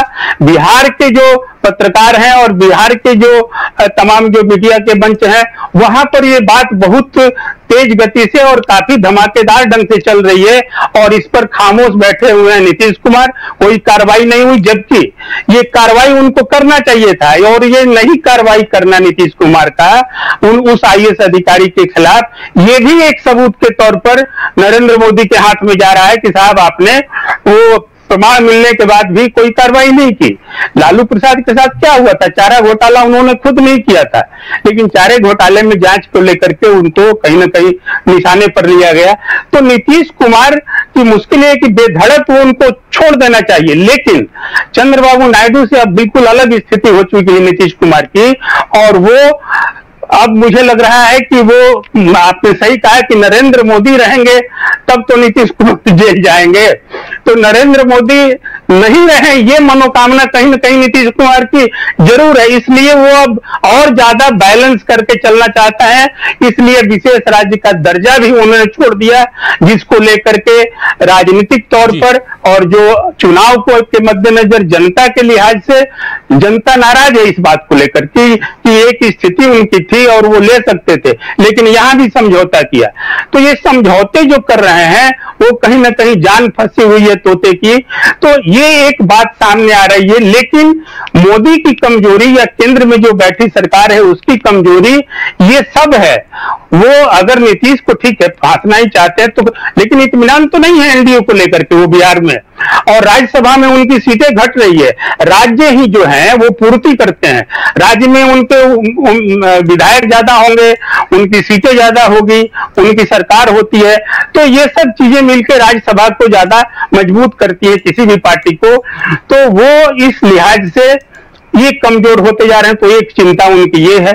बाहरी चिंता है कि डरो मत वाली बात एक ऐसी है जो सारे विपक्ष ने उसको अपना लिया, राहुल गांधी की एक बात। तो आज जो है कि हम चले थे अकेले जाने में, वो गालिब लोग आते गए, कारवां बढ़ता गया। तो उस तरीके से आप देखिए कि एक नहीं अनेक राहुल जो है वो लोकसभा में दिखाई दे रहे हैं, चाहे वो अभिषेक बनर्जी के रूप में हो, अखिलेश यादव के रूप में हो, जिस किसी के रूप में हो, कल्याण बनर्जी के रूप में हो। तो ये जो बात हो, ये तो विपक्ष का कुनबा बाहर से मोर्चा इतना मजबूत कर चुका है और अंदर बीजेपी की तो आदत पड़ी हुई है 10 साल से। 10 साल से क्या बोला बीजेपी के लोगों ने या उनके प्रवक्ताओं ने? बस मोदी मोदी, हर हर मोदी, घर घर मोदी। तो ये मोदी मोदी कहते कहते और कुछ बोलने की स्थिति में ये नहीं रह गए। तो बोलने का मसला तो उस इंडिया गठबंधन के पास है जो कि जनता से जुड़ा हुआ है, जनता ने जिसको जिताकर भेजा है। तो ये एक गैप है बीजेपी के पास, जो बहुत बड़ा गैप है कि उसके नेता अब बात बोलने के, जनता की बात बोलने के आदी नहीं रह गए। और दूसरी बात है कि झूठ की खेती करती हुई जो 10 साल से ये सरकार चलती रही, फिर वो चाह रही है कि झूठ की खेती की जाए और कंटिन्यूएशन के नाम पर लोकसभा अध्यक्ष की एक कहे कि मैं कहूंगा उसको भारी शब्द हो जाएगा, लेकिन जिसको कहा जाता है कि एकदम अंकुश लगाए रखना, तो उस निरंकुश ढंग से सदन को चलाया जाए। तो ये चलने वाला नहीं है और चल नहीं पा रहा है। तो ये भी घबराहट है नरेंद्र मोदी और उनकी सरकार की। तो इसलिए कुल मिला के जो स्थिति है, इस घबराहट में ये सारे तौर तरीके और भी अपनाएंगे ये लोग, लेकिन इत्मीनान की बात यह है कि विपक्ष का प्रतिकार जारी है, और चाहे वो स्टूपिड कहें तो, चाहे जिस तरह से पार्लियामेंट्री ढंग से अपनी बात कहें तो वो जायज, विपक्ष कहे तो नाजायज, लेकिन ये चलेगा नहीं। अंत तो ये भिड़ंत देखने में आ रहा है, और आपने आशंका एक सही जाहिर की कि हम लोग के समय में ही क्या ये देखने को मिलेगा कि ये जिस रफ्तार पर सरकार केंद्र की पूरी लोकतंत्र के उस मंदिर को ही, उसकी कार्यशैली को, उसके तौर तरीके को ही नष्ट करना चाह रही है या नाशने पर तुली हुई है, तो क्या कोई घमासान जो है किसी दिन हम लोग को पार्लियामेंट में भी देखने को मिल सकता है। तो ये एक आशंका है, इसलिए जनता भी देख रही है और जनता ही इन पर अंकुश लगाएगी, और जनता का गठबंधन, इंडिया गठबंधन अंकुश लगाएगा।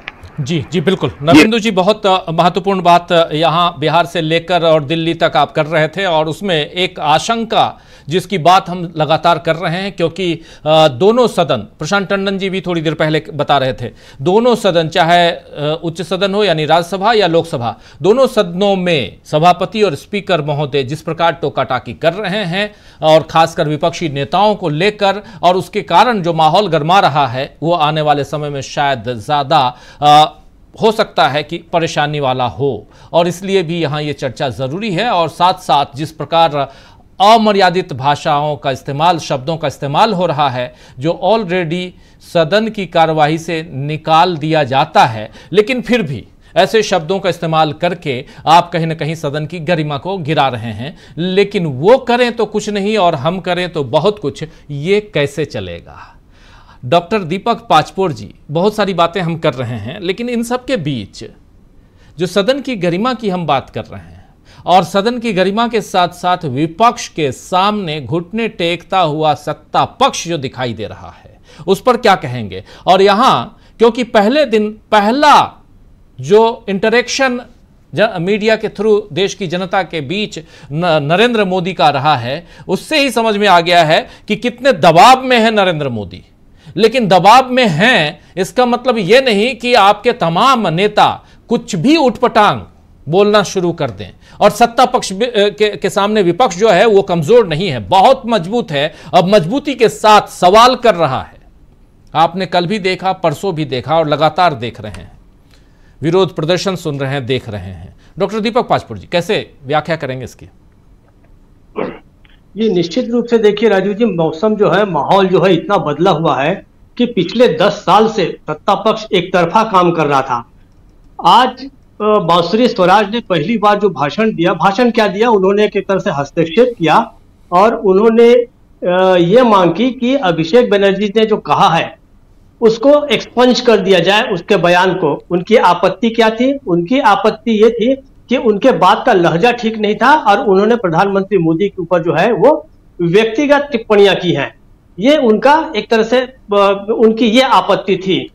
वो भूल जाते हैं कि जिस नई दिल्ली से वो सांसद बन के आई हैं, उसी दिल्ली का एक हिस्सा जो है दक्षिण दिल्ली से रमेश विधुड़ी नाम का भी विधायक सांसद बन के आया था, जिसने पिछले सत्र में उसने मेरे ख्याल से सबसे गंदे शब्द का उसने प्रयोग किया था। ये उसी पार्टी की हैं, लेकिन वो किस लेगेसी को, किस विरासत को ला रही हैं, किस उसकी चर्चा हो रही है बांसुरी स्वराज की। किसी ने कहा कि स्मृति ईरानी की जो कमी है वो पूरी हो जाएगी, किसी ने सुषमा स्वराज के बारे में बात की कि उनकी बेटी आई हुई है। लेकिन अब ये बात नहीं रह गई है कि आप किसी को भी चाहे गरिमा महिमा मंडित करना चाहे और वो हो जाएंगे, ऐसा नहीं है। देखिए, जो रवनीत सिंह ने ये जो कहा, बड़े दंभ के साथ कहा कि मेरे पिता जो है बेअंत सिंह, वो शहीद हुए तो देश के लिए हुए। ठीक है, देश के लिए हुए, लेकिन आपको मुख्यमंत्री बनाया किसने था? वो तो कांग्रेस ने ही बनाया था। तो ये आप इन चीजों को क्यों भूलते हैं? और आप जो है इस प्रकार की जो बातें हो रही है उनका जवाब या तो अंदर से आएगा या बाहर से आएगा। ये बदहवासी जो है वो हमें हर जगह दिखाई दे रही है राजीव जी। संसद के आप बाहर जाइए तो बाहर आप देखिए कि किसानों का जो पूरा का पूरा जत्था है वो किनसे मिलने आ रहा है? वो राहुल गांधी से मिलने आ रहा है। और अगर उनको अंदर नहीं आने दिया जाता तो राहुल गांधी कहते ठीक है मैं उनसे मिल के आता हूं। तो इस प्रकार से जो देख रहे हैं, जो परिदृश्य देख रहे हैं सारा बदलता हुआ, यह निश्चित रूप से विचलित कर रहा है प्रधानमंत्री मोदी को। प्रधानमंत्री मोदी जो है, देखिए 240 सीटों पे अटक गए हैं। मतलब पिछले लोकसभा के मुकाबले 63 सीटों का नुकसान कोई छोटा मोटा नहीं होता। 303 से 240 पर आ जाना, और उसके बाद पहले जो थे वो पूरी तरीके से अपने बहुमत पे सरकार चला रहे होते थे, उन्हें किसी की जरूरत नहीं थी। लेकिन आज जो है दो पार्टियों के पैसाखी पे वो चल रहे हैं। तो इस प्रकार से जो सारा कुछ प्रतिकूल जा रहा है उसके कारण बदहवासी है। बदहवासी के कुछ नमूने आप ये देखिए, मुझे थोड़ा आश्चर्य भी होता है। जैसे मैंने कल और परसों भी चर्चा में कहा था, परसों तो न्यूज पॉइंट में और कल जो है खरी खरी में कहा था कि बहुत सारे इस सरकार के पास आंकड़े न होने के कारण कैसी कैसे विचित्र योजनाएं बन रही हैं। मेरी सामान्य बुद्धि ये समझ नहीं पा रही है कि 500 टॉप कंपनियां 1 करोड़ लोगों को इंटर्नशिप कैसे देंगी। आप 1 करोड़ को विभाजित कर दीजिए 500 से, तो एक कंपनी के ऊपर कम से कम 20,000 लोगों की इंटर्नशिप का जिम्मा आता है। राजीव जी, क्या यह संभव है कि कोई कंपनी अपना काम धाम छोड़ के सरकार के भेजे हुए 20,000 लोगों को प्रशिक्षित करे? वहां जगह होनी चाहिए, कम से कम आप उसको टेबल कुर्सी तो देंगे, एक मशीन तो देंगे सिखाने के लिए, एक कोई मैनेजर तो देंगे। अदानी जैसी कंपनी की कुल जो संख्या है, उनकी जो कर्मचारियों की संख्या 26,932 है। आप मान लीजिए 27,000। दीपक जी 5 साल के लिए वो 1 करोड़ एक साल में नहीं है, वो 5 साल में है। लेकिन फिर भी आप 20,000 डिवाइडेड बाय 5 कर दीजिए तो 4,000 पर साल एवरी ईयर। 4,000 भी बहुत है। 500 कंपनियां 4,000 बहुत है। ये 5 साल में 1 करोड़ है, 1 साल नहीं है। जी नहीं, एक साल नहीं है। मेरा ये कहना है कि वो भी 2 फेज में है। पहले फेज में 2 साल के लिए, दूसरे फेज में 3 साल के लिए है। ये 2 फेज में है। कंपनी पे 20,000 लोगों को प्रशिक्षित करने का काम करें। मैं भी कारपोरेट में काम कर चुका हूं, मुझे पता है। हम भी जानते हैं, हमारे इंटर्नशिप 1 ही साल का है। एक ही साल का, ठीक जी। तो भी ये जो संख्या है ये बहुत बड़ी है। अब आप देखिए कि अदानी कंपनी में ही देखिए कि अदानी कंपनी में 27,000 तो कुल वहां की कर्मचारियों की संख्या है। बहुत सारे हैं, लेकिन अब इसको किस प्रकार से वो किया जाएगा ये एक देखने वाली बात होती है। कुल जमा जो है इसके बारे में सब जगह ये बात कही जा रही है कि ये जो योजना है, ये योजना अग्निवीर योजना का ही एक दूसरा रूप है। तो वहां से जो इंटर्नशिप करके निकलेंगे वो कहाँ जाएंगे, क्या जाएंगे, ये हमें अभी नहीं पता। तो कुल जमा ये बदहवासी जो है ये जबान से निकल रही, जबान से भी हमें दिखाई दे रही है। जब हम इस बात को कहते हैं कि असंसदीय बात या असंसदीय भाषा का इस्तेमाल, तो वो केवल संसद के अंदर ही नहीं होता, वो एक पैरामीटर है। एक सभ्य व्यक्ति को किस प्रकार की बात करनी चाहिए, अगर हम इसको कहें तो ये कहेंगे हम कि उसे संसदीय भाषा का ही इस्तेमाल करना चाहिए। वो अल्टीमेट है, एक पैरामीटर बन गया है। अब आप देखिए, अमित शाह जो है महाराष्ट्र में जाके कहते हैं शरद पवार के लिए ये भ्रष्टाचारियों के सरगना है, तुरंत उन्हें जवाब भी मिल जाता है। उनकी लड़की जो सुप्रिया सुले है वो कहती है कि अगर वो भ्रष्टाचारियों के सरगना थे तो आपने उन्हें पद्म विभूषण क्यों दिया। उद्धव ठाकरे के लिए आप कहते हैं कि औरंगजेब फैन क्लब के वो लीडर हैं।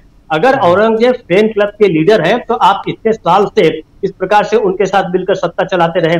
तो कुल जमा असली बात यह है कि 10 सालों के बाद अब हर जगह जवाब मिलना शुरू हो गया। ये सबसे बड़ी बदहवासी है, और इसलिए जो है विपक्ष इस समय जो मजबूत है उसने कमजोर जो नब्ज है वो टटोलनी शुरू कर दी है। जहां जहां विपक्षी दलों को पता चलता है कि यहां पर सरकार की कमजोरी है, उसे वो दबाया जाता है। और अंतिम बात कि जैसे अखिलेश देखिए, अब अखिलेश की हिम्मत क्या हो गई है, उन्होंने साफ कह दिया है कि अगर समाजवादी पार्टी छोड़कर कोई भारतीय जनता पार्टी में गया है उसे तो वापस लिया ही नहीं जाएगा। जो उसकी सिफारिश लेके आएगा उसको भी पार्टी से निकाल दिया जाएगा। तो ये हिम्मत कहां से आ रही? ये हिम्मत इसके विपक्ष के पास आ गई है कि उन्हें पता चल गया कि अब जो समय है वो समय हमारा आ रहा है। ये बात जो है सामने आ रही है। राजीव जी। जी प्रेम कुमार जी, ये हिम्मत कहां से आ रही है? ये बहुत महत्वपूर्ण बात है जो कह रहे हैं डॉक्टर दीपक पाचपोर जी, अपनी बात रख भी रहे थे।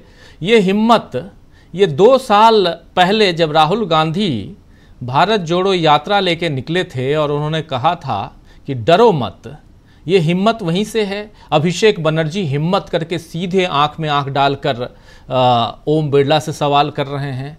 उधर आप देखिए कांग्रेस के अध्यक्ष मल्लिकार्जुन खड़गे सीधी बात रख रहे हैं और वहाँ सभापति जगदीप धनखड़ से वो सवाल कर रहे हैं। और ये दोनों में से उनके अलावा अखिलेश यादव हों या तमाम महुआ मोइत्रा लगातार रही हैं, अपनी बातों के लिए सुर्खियों में रही हैं, अपने भाषण के लिए। ऐसे कई नेता, पप्पू यादव को आपने देख लिया, ओथ लेते वक्त उन्होंने साफ साफ उधर किरण रिजिजू से सवाल उठा दिया था, पूछ दिया था।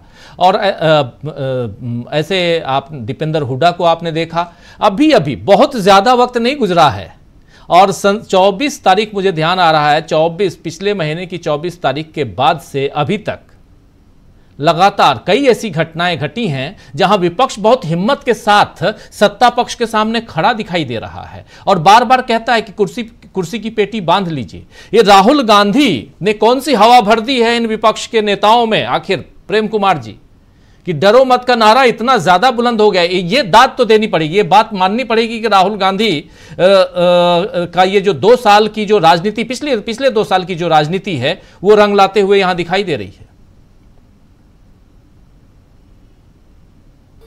जी राजीव जी, बहुत अहम क्वेश्चन है।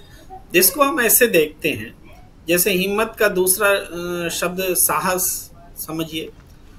एक पहले साहस दुस्साहस में बदला, वो सत्ता पक्ष के पास था, जो कहा करते थे अगले 50 साल तक तो हमारी सत्ता को हिला ही नहीं सकता है, नीचे से ऊपर तक संघ और भाजपा और हर चीज जो है पूरा भगवामय हो गया है।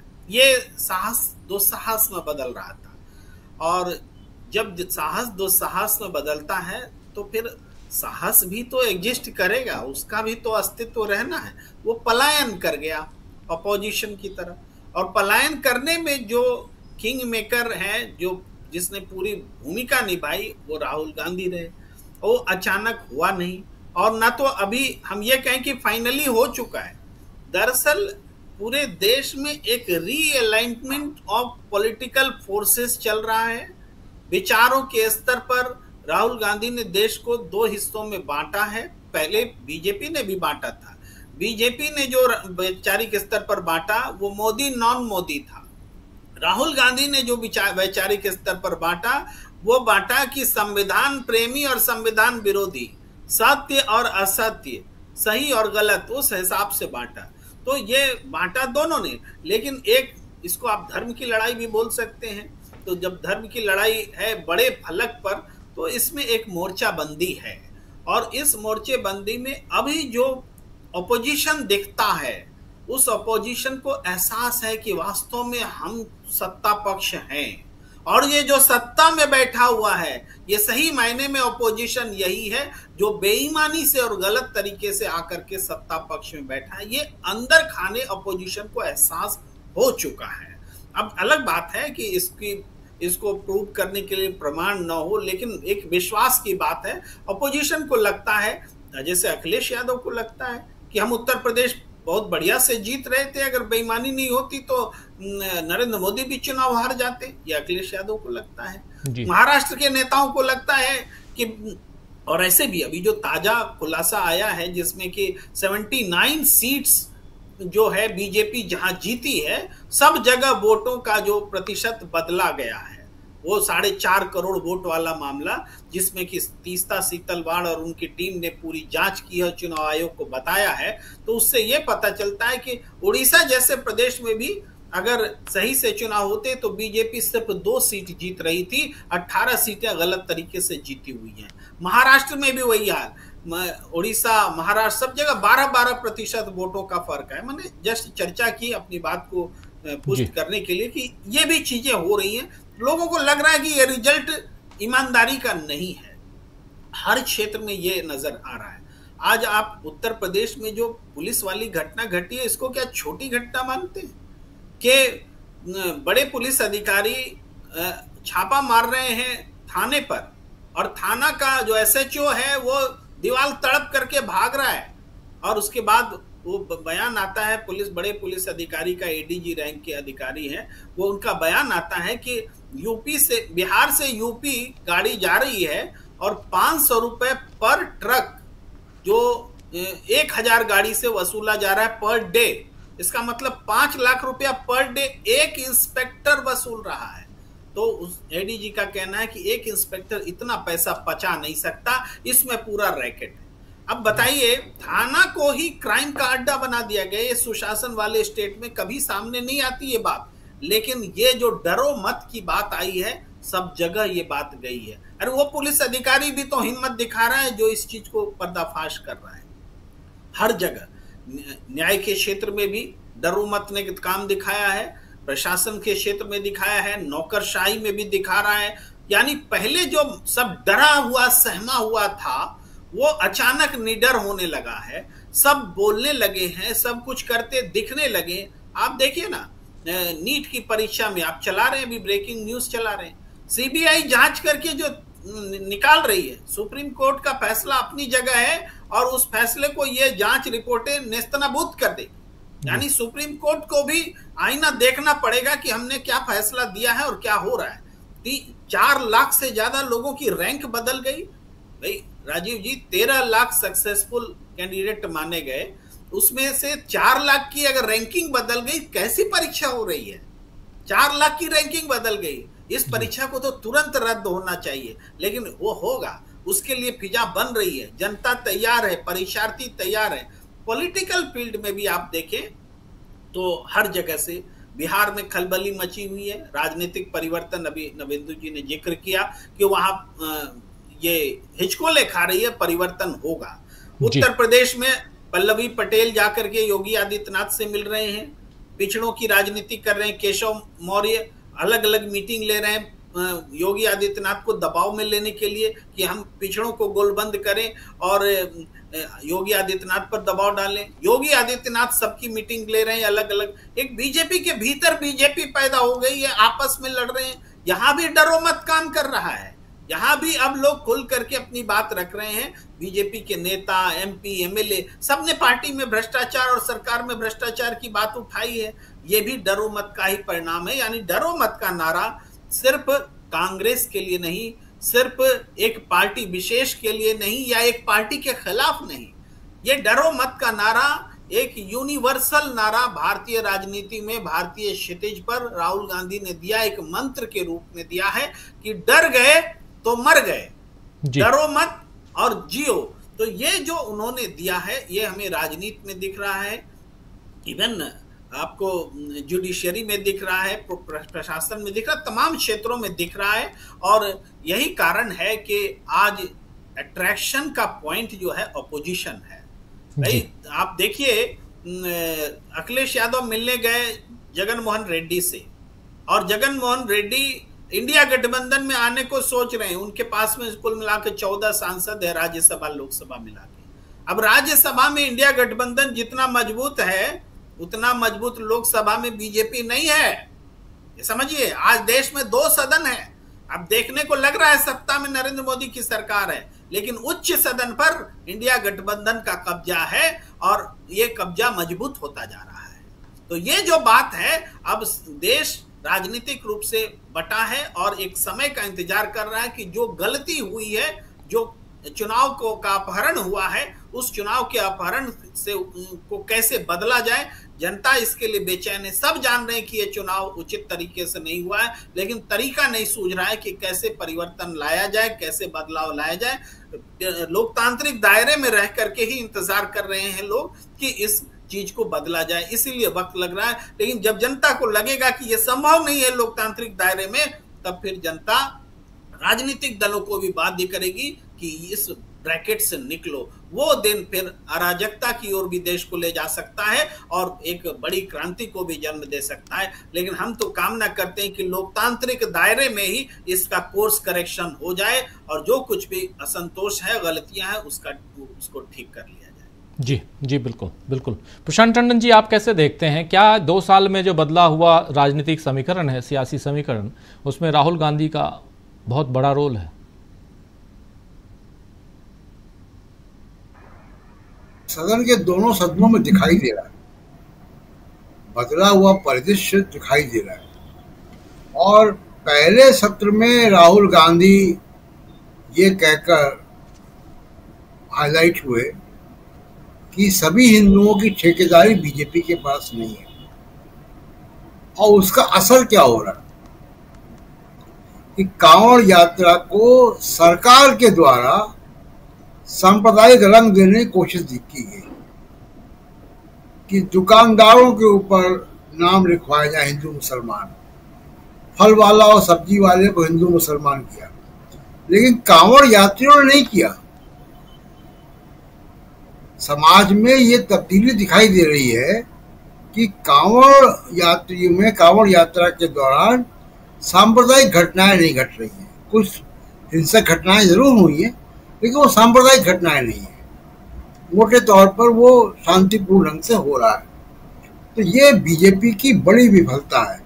उत्तर प्रदेश के जो चुनाव रिजल्ट आए वो रिफ्लेक्ट कर रहा है कि युवाओं में क्या बेचैनी है। जो कांवड़ लेकर जा रहा है वो साल भर कांवड़ लेकर नहीं घूम रहा है, वो साल के 10 दिन कांवड़ 15 दिन कांवड़ लेके जा रहा है। बाकी दिन तो वो उसको घर चलाना है, उसका करियर है, उसको इम्तिहान देने, नौकरियां करनी, रोजगार करना है, और वहां उसको राहत नहीं है। तो जो संसद के बाहर हो रहा है, नीट के एग्जाम पेपर लीक हो रहे हैं, सबसे प्रतिष्ठित जो जगह जो संस्थान माना जाता था यूपीएससी के चेयरमैन जिस तरह से इस्तीफा देके चले गए, जिस तरीके से वहां पे घोटाले की बात आ रही है कि किस तरीके से आईएएस बन जा रहा है, कभी सुना नहीं था कोई ऐसा हमने कि कोई फर्जी पेपर लगा के आईएएस बन जाए।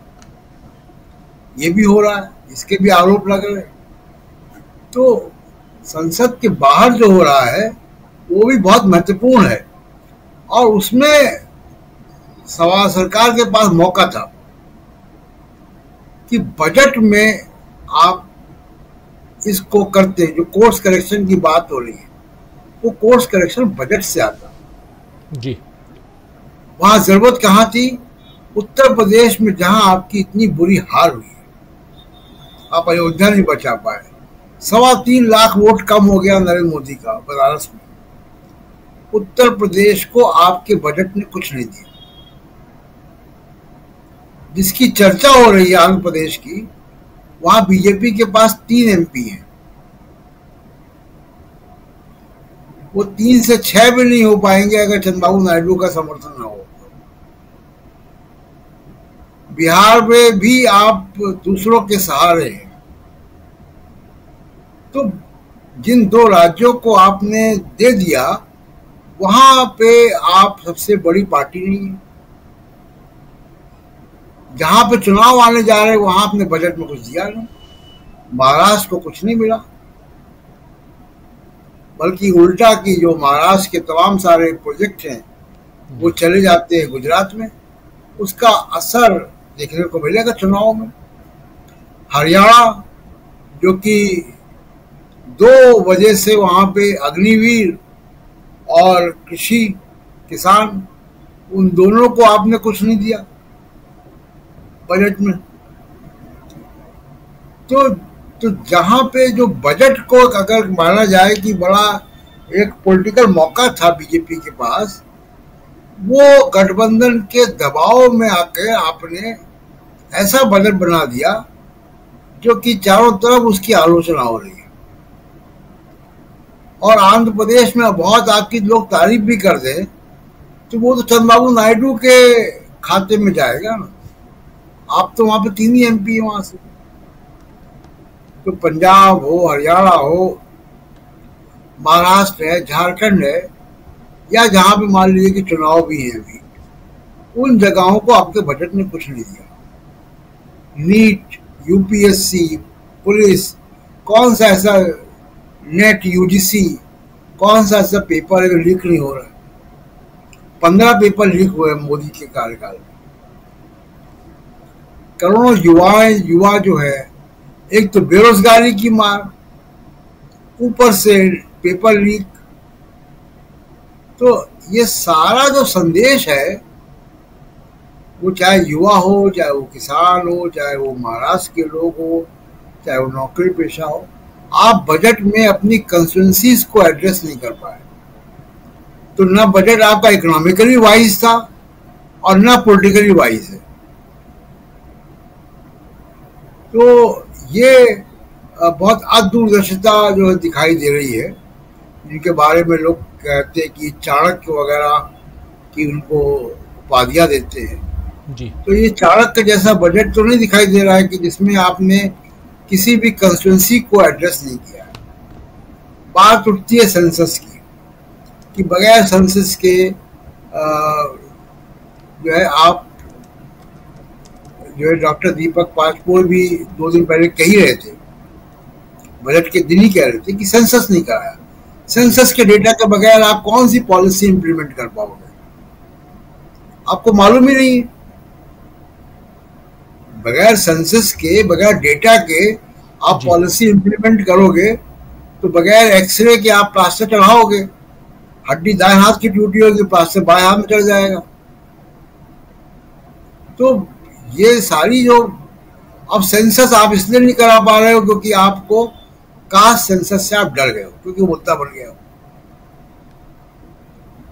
तो तमाम फ्रंट पे जो फेलियर है वो लोकसभा में भी रिपेयर नहीं हो पा रहा।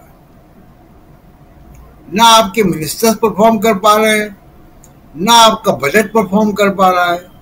अब जो कुछ है वो ओम बिरला और जगदीप धनखड़ जी जो भी कर रहे हैं वो भी आपके उल्टे ही उसका असर हो रहा है, क्योंकि जिन लोगों ने वोट दिया है अभिषेक बनर्जी को या तृणमूल को वोट दिया, जिन लोगों ने अखिलेश यादव को वोट दिया, जिन लोगों ने दीपेंद्र हुड्डा को वोट दिया, उसको आप कहेंगे बैठ जाओ, तो उसका जो मतदाता है वो निराश होता है कि उसके सांसद के साथ जो है दुर्व्यवहार हो रहा है लोकसभा में। उसने जिताकर बेइज्जती करवाने नहीं भेजा है वहां पे। तो इन सब चीजों का बहुत ही विपरीत असर हो रहा है, जो बीजेपी का अभी तक कोई स्ट्रेटजी समझ में नहीं आ रही कि वो उनकी पार्लियामेंट की स्ट्रेटजी क्या है और पार्लियामेंट के बाहर स्ट्रेटजी क्या है। बिल्कुल अभी तक मोदी साहब अपने अगले 5 साल का एक रोड मैप नहीं दे पाए। एक बजट एक मौका था कि जहां से रोड मैप दिखता, वो रोड मैप तो केवल आंध्र प्रदेश और बिहार का दिखाई दिया। तो इन सब चीजों का असर जो है वो उनकी भविष्य की राजनीति में पड़ेगा बीजेपी। जी बिल्कुल, आप सही कह रहे हैं। भविष्य की राजनीति में और खासकर बीजेपी की भविष्य की जो राजनीति है उस पर इन सब का असर पड़ता हुआ हम देखेंगे आने वाले समय में। और भी बहुत कुछ हो सकता है। जरा स्क्रीन पर हमारे तमाम साथियों को ले आइए। आना चाहता हूं डॉक्टर प्रकाश हिंदुस्तानी जी आपके पास। डॉक्टर साहब, आपसे ज़रा समझूं कि यहाँ अब विपक्ष में जो इतनी मजबूती दिखाई दे रही है, विपक्ष के कई सारे अलग अलग दल के नेता हैं, कांग्रेस पार्टी के अलावा समाजवादी पार्टी दूसरे नंबर पर बहुत मजबूत है। उसके बाद आप देखिए तो उधर टीएमसी है, ऐसे उधर डीएमके है, ऐसे तमाम मजबूत दल भी हैं और सबके पास अपने अंक भी हैं, यानी उनके सांसद भी हैं। और इन सब के साथ साथ यहाँ ये तमाम नेता और अलग अलग देखिए, और इसमें बहुत मैक्सिमम अगर पाएंगे कि मजबूत हैं, युवा हैं और बहुत मजबूती के साथ ये अपनी बात रखते हुए सदन के अंदर नजर आते हैं। क्या यहाँ से नरेंद्र मोदी की परेशानियां बढ़ती हुई नजर आ रही हैं? इसलिए क्योंकि विपक्ष मजबूती के साथ अपनी बात रख रहा है, हर उन मुद्दों को यहां उठा रहा है जिन मुद्दों को कभी इग्नोर करने या करवाने की कोशिश होती थी। और इतना ही नहीं, आप देखिए कि अभी तक किसी को सस्पेंड नहीं किया गया है, सदन से बाहर नहीं निकाला गया है, लेकिन अभी तक यही चलता था कि आज ये निकाले गए, कल वो निकाले गए। ये शायद ये पहली बार ऐसा हो रहा है कि विपक्ष के नेता जा रहे हैं, बेल तक जा रहे हैं, लेकिन वहां से अभी तक उस ढंग के कोई वार्निंग भी जारी वैसी नहीं हुई। मतलब एक अलग तरह का माहौल और एक अलग सदन हम यहाँ पर देख रहे हैं। और ऐसे में अब जो कुर्सी की पेटी बांध लीजिए वाली बात है, उसको किस दिशा में कब तक चलते हुए आप देखते हैं? राजीव जी, बड़ा दिलचस्प माहौल बन चुका है और अब जिस तरीके से स्पीकर महोदय बोलते हैं तो वे दिखाने के लिए जरूर जोश में बोलते हैं, लेकिन बाद में ऐसा लगता है कि उनके शब्दों में अब वो वजन नहीं बचा जिसकी वो अपेक्षा करते थे, जो पहले अपेक्षा होती थी कि वो करेंगे।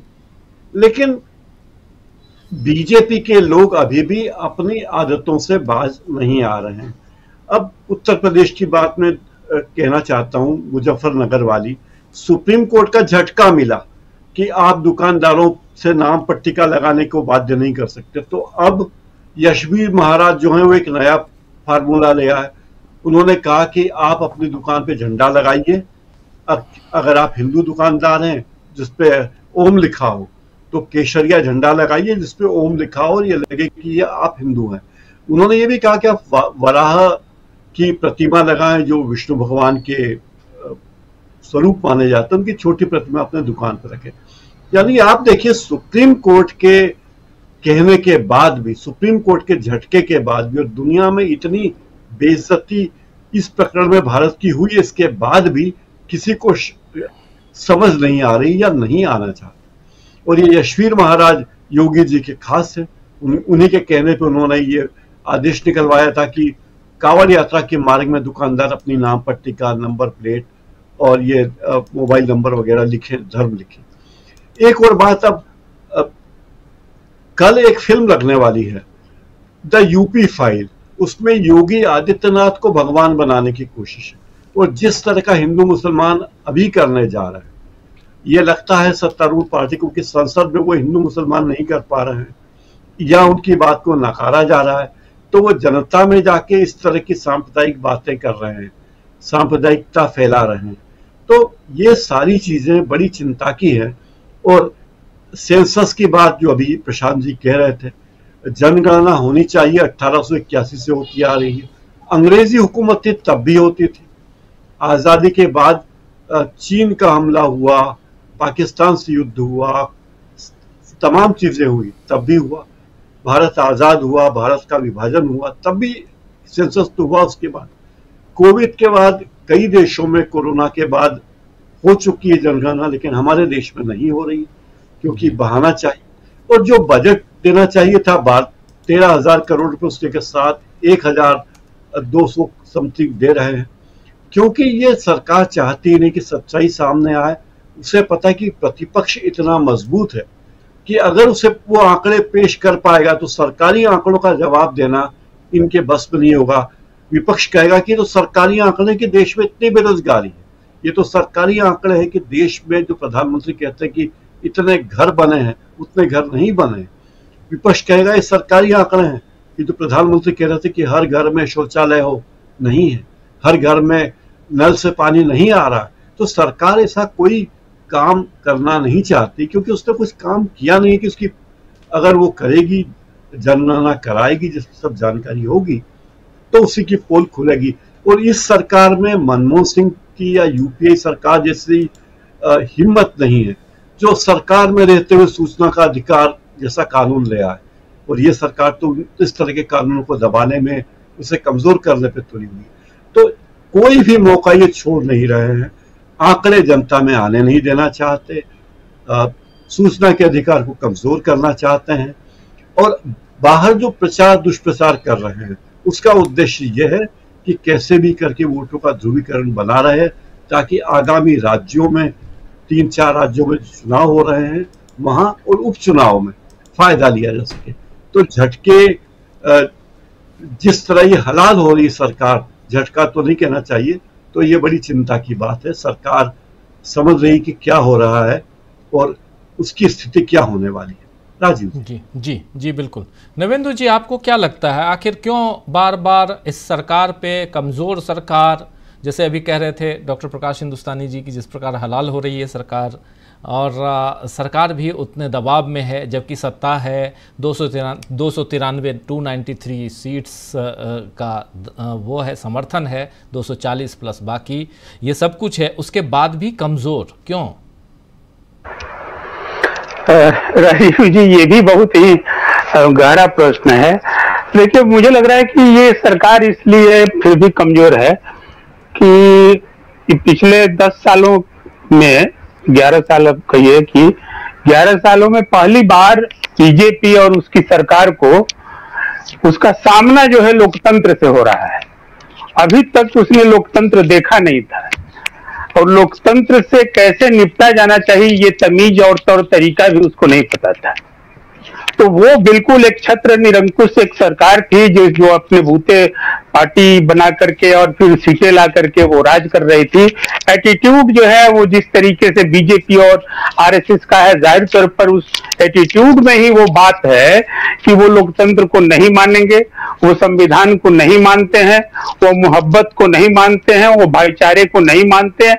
तो ये सारी चीजें तो उसका मैनिफेस्टेशन है ना आरएसएस का और बीजेपी का। तो वो अपने मैनिफेस्टेशन पे चल रहे थे। और रही बात अब लोकतंत्र की, तो उससे पाला उनका पड़ा नहीं। वो बहुसंख्या में थे, बहुमत में थे और उस आधार पर वो सरकारें चलाने के आदी थे। अब जाकर के ये कहें कि इस 18वीं लोकसभा में जो है अब सामना जाकर के उनका हुआ है कि लोकतंत्र कहते किसे हैं। तो लोकतंत्र को अब वो जो देख रहे हैं सामने, तो वो जो पहले अपने संख्या बल के बूते लोकतंत्र को कुचलना चाह रहे थे, दरअसल अब वो चाह रहे हैं कि वो संख्या बल नहीं है तो भी जो है अपने कहिए कि अपने जाल फरेब से, अपने निरंकुश अंदाज से, अपने जो है अभद्र भाषा से, अपने जो सहयोगियों और बैसाखियों के बल पर और फिर उनकी भी अभद्रता या फिर उनके जो तौर तरीके हैं उन सब का मिला करके और एक गोल किया जाए लोकतंत्र में, लेकिन ये गोल हो नहीं पा रहा है। तो मुझे लग रहा है कि यही वजह है कि सरकार जो है वो अपने को कमजोर महसूस कर रही है। वो पहली बार हिंदुस्तान की आजादी के बाद जो चुनाव हुए तो पहली बार विपक्ष की इतनी बड़ी तादाद आई है। तो ये भारतीय लोकतंत्र ने भी नहीं देखा था कि वो विपक्ष इतना ताकतवर हो। और मोदी जो कि विपक्ष को अपने शर्तों पर चला रहे थे, विदर्भ भभकियों में चला रहे थे, डरा रहे थे, जेल भेजने से लेकर सदस्यता खत्म करने से लेकर के और तमाम राज्यों की सरकारें गिराने तक, चाहे वो महाराष्ट्र हो, गोवा हो या फिर नॉर्थ ईस्ट की सरकारें हो, तो उस तरीके से मध्य प्रदेश तक की सरकार हिंदी प्रदेश में गिराई उन्होंने। तो ये अब जाकर के उनको ये लग रहा है कि ये विपक्ष का दर्शन, ये विराट दर्शन जो विपक्ष का है वो पहली दफा हो रहा है। और राहुल गांधी ने वो शिव का एक रूप जो है उसका दर्शन करा ही दिया लोकसभा में। तो उसके बाद से इनको लग रहा है कि वो अब ये उस डर से भी आक्रांत हैं कि जो इनका धर्म का पक्ष था, जो हिंदुत्व का पक्ष था, जिस हिंदुत्व के बल पर वो राम को लेकर के बेच रहे थे, राम की राजनीति कर रहे थे, आप उसके बाद उनको लग रहा है कि ये तो महाकाल शिव आ गए दूसरे तरफ विपक्ष में। तो शिव की तो पूजा राम भी करते हैं और राम की पूजा तो खैर शिव भी करते हैं। तो खैर तो शिव जी के कारण जो है ये भी इनका जो महाकाल रूप जो उनका है वो भी डरा रहा है। क्योंकि ये आप देखेंगे कि उज्जैन के मंदिर के साथ जो इन्होंने खिलवाड़ किया, जो विकास के नाम पर और कारपोरेटीकरण के नाम पर मंदिरों का, चाहे वो विश्वनाथ धाम हो, काशी विश्वनाथ हो या फिर महाकाल हो, तो ये सब इनका पोल पट्टी खुल चुका है। वहां भी फरेब है, वहां भी भ्रष्टाचार है। तो अब इन्हें डर लग रहा है और डर इसलिए लग रहा है कि विपक्ष क्या क्या पोल खोल कर लाएगा सामने सदन में जनता के सामने, और उसके बाद तो फिर जवाब देना भी मुश्किल होगा। तो ये डर रहे हैं उन आगे की आशंकाओं को लेकर के भी। आप याद कीजिए नरेंद्र मोदी ने पिछले सत्र में लोकसभा के एक वो बोलते हुए अपने भाषण में, और जो ओम बिरला को उन्होंने कहा कि बाल बुद्धि तो जरूर कहा था, लेकिन फिर उन्होंने तुरंत जो है कंट्राडिक्ट भी किया, कहा कि लेकिन ये हंसी मजाक का विषय नहीं है, ये इसको सीरियसली लेना पड़ेगा अध्यक्ष महोदय, और इस पर गंभीर ढंग से कार्रवाई करनी होगी। तो वो दरअसल ये सोच रहे हैं कि आगे और क्या क्या होगा, तो वो गंभीर कार्रवाई भी कैसे होगी, हो भी पाएगी या नहीं हो पाएगी, ये घबराहट है। और डरो मत का नारा जो है अपने तौर पर जो और खिलता जा रहा है, जिसको बहुत तरीके से आपने वो बताया कि भाई कैसे वो सबके लिए है। वो जनता भी अब डरने वाली नहीं है, विपक्ष भी डरने वाला नहीं है, राज्य सरकारें डरने वाली नहीं है। तो अब ये स्थिति भी उन्हें डरा रही है, तो कमजोर इसलिए महसूस कर रहे हैं और लोकतंत्र की राह पर चलने की आदत नहीं है। तो इसलिए भी ये तो अब लोकतंत्र चलेगा इस देश में। विपक्ष यह भी बड़ा संदेश दे रहा है, तो इस कारण से वो डरे हुए हैं कि हम कैसे चला पाएंगे इस लोकतंत्र को, हमें तो आता ही नहीं है। तो ये डर भी उनको खाया जा रहा है कि कहीं आउट तो नहीं हो जाएंगे, बाहर तो नहीं हो जाएंगे। बिल्कुल बिल्कुल नवेंदु जी, जरा जल्दी से क्लोजिंग कमेंट चाहूंगा डॉक्टर दीपक पाचपोर जी। दीपक जी, क्या आप क्या कहेंगे, आखिर क्यों सत्ता पक्ष यहाँ विपक्ष के सामने हांफता हुआ नजर आ रहा है? राजीव जी, अक्सर ऐसा होता है कि हॉस्पिटल में अगर कोई बीमार है, लेकिन इच्छा शक्ति से गंभीर बीमारियों को भी वो चुनौती देता है, स्वस्थ होकर लौट आता है। लेकिन अगर उसने ये मान लिया कि हाँ मैं बीमार हो गया हूँ, मौत की ओर बढ़ रहा हूँ, तो वो जो है एक तरह से फिर उसकी मौत आनी ही आनी है। मुझे इस समय सत्ता पक्ष भारतीय जनता पार्टी इतना लाचार नजर आ रहा है, ऐसा लग रहा है कि उसने अपनी कमजोरी को महसूस कर लिया है। आपको याद होगा एक महामानव ने कहा था कि आपको सर्दी बहुत ज्यादा नहीं लग रही है, सर्दी सहने की आपकी क्षमता कम हो गई है। वैसे ही उसने महसूस कर लिया है कि अब हम वाकई कमजोर हैं। यही कारण है कि पिछले कई महीनों से हम कथित ऑपरेशन लोटस का कहीं नामो निशान नहीं देख रहे हैं। शायद वहां पे बता दिया गया है भाई जिस स्थिति में आप हैं उसे ही बचा के रखो, अनावश्यक आपको खतरे लेने की जरूरत नहीं है। ऐसा माना जा रहा था कि जैसे ही सरकार बनेगी, मोदी और शाह मिलकर, खासकर अमित शाह जो हैं, वो किसी न किसी तरीके से 272 का आंकड़ा छूने की कोशिश हर हालत में करेंगे और पूरी तरीके से आत्मनिर्भर सरकार हो जाएंगे, मतलब अपना बहुमत पा लेंगे। लेकिन आप देखिए ऐसा कोई भी रिस्क नहीं ले रही है इस समय भारतीय जनता पार्टी या उनका जो शीर्ष नेतृत्व है।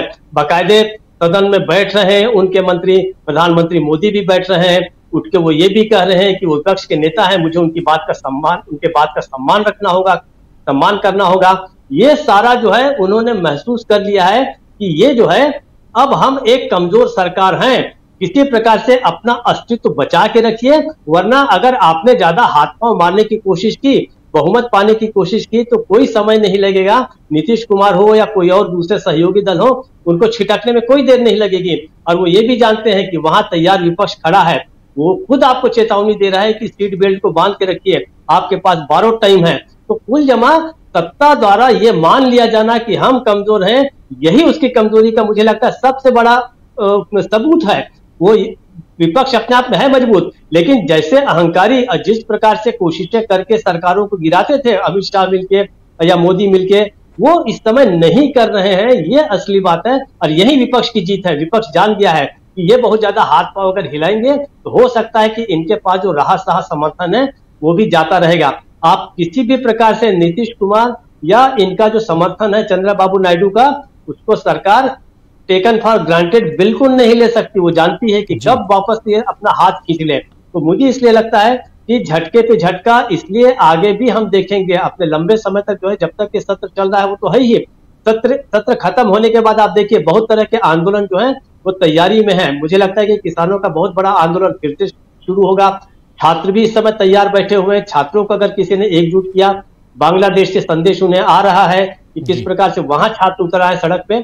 मुझे ऐसा लगता है कि सत्र के बाद भी अब हम देखेंगे कि सरकार को कदम कदम पर विपक्ष के साथ लड़ना, मतलब उस सामना करना ही होगा। और विपक्ष इस समय बेहद मजबूत है, ये हम जानते हैं कि पिछले लंबे समय के बाद इतना मजबूत विपक्ष हम पहली बार देख रहे हैं। राजीव जी। जी बिल्कुल बिल्कुल, एक लंबे वक्त के बाद, खासकर पिछले 10 साल के बाद हम पहली बार विपक्ष को इतना मजबूत देख रहे हैं। और पिछले 10 साल में पहली बार, अब 11वें साल में नरेंद्र मोदी यहाँ और उनकी सरकार हाँफते हुए नजर आती है। सत्ता पक्ष की बात हम कर रहे हैं और साथ साथ अभी बजट सत्र चल रहा है और बजट सत्र में अभी पिछले ही 3 दिनों में जो कुछ सामने आया है उससे साफ समझ में आ रहा है कि 12 अगस्त तक अभी बहुत कुछ होना बाकी है। इस चर्चा को यहीं विराम देते हैं। बहुत बहुत शुक्रिया अदा करता हूँ डॉक्टर दीपक पाचपोर जी, प्रशांत टंडन जी, डॉक्टर प्रकाश हिंदुस्तानी जी, नवेंदु जी और साथ में जुड़े थे हमारे साथी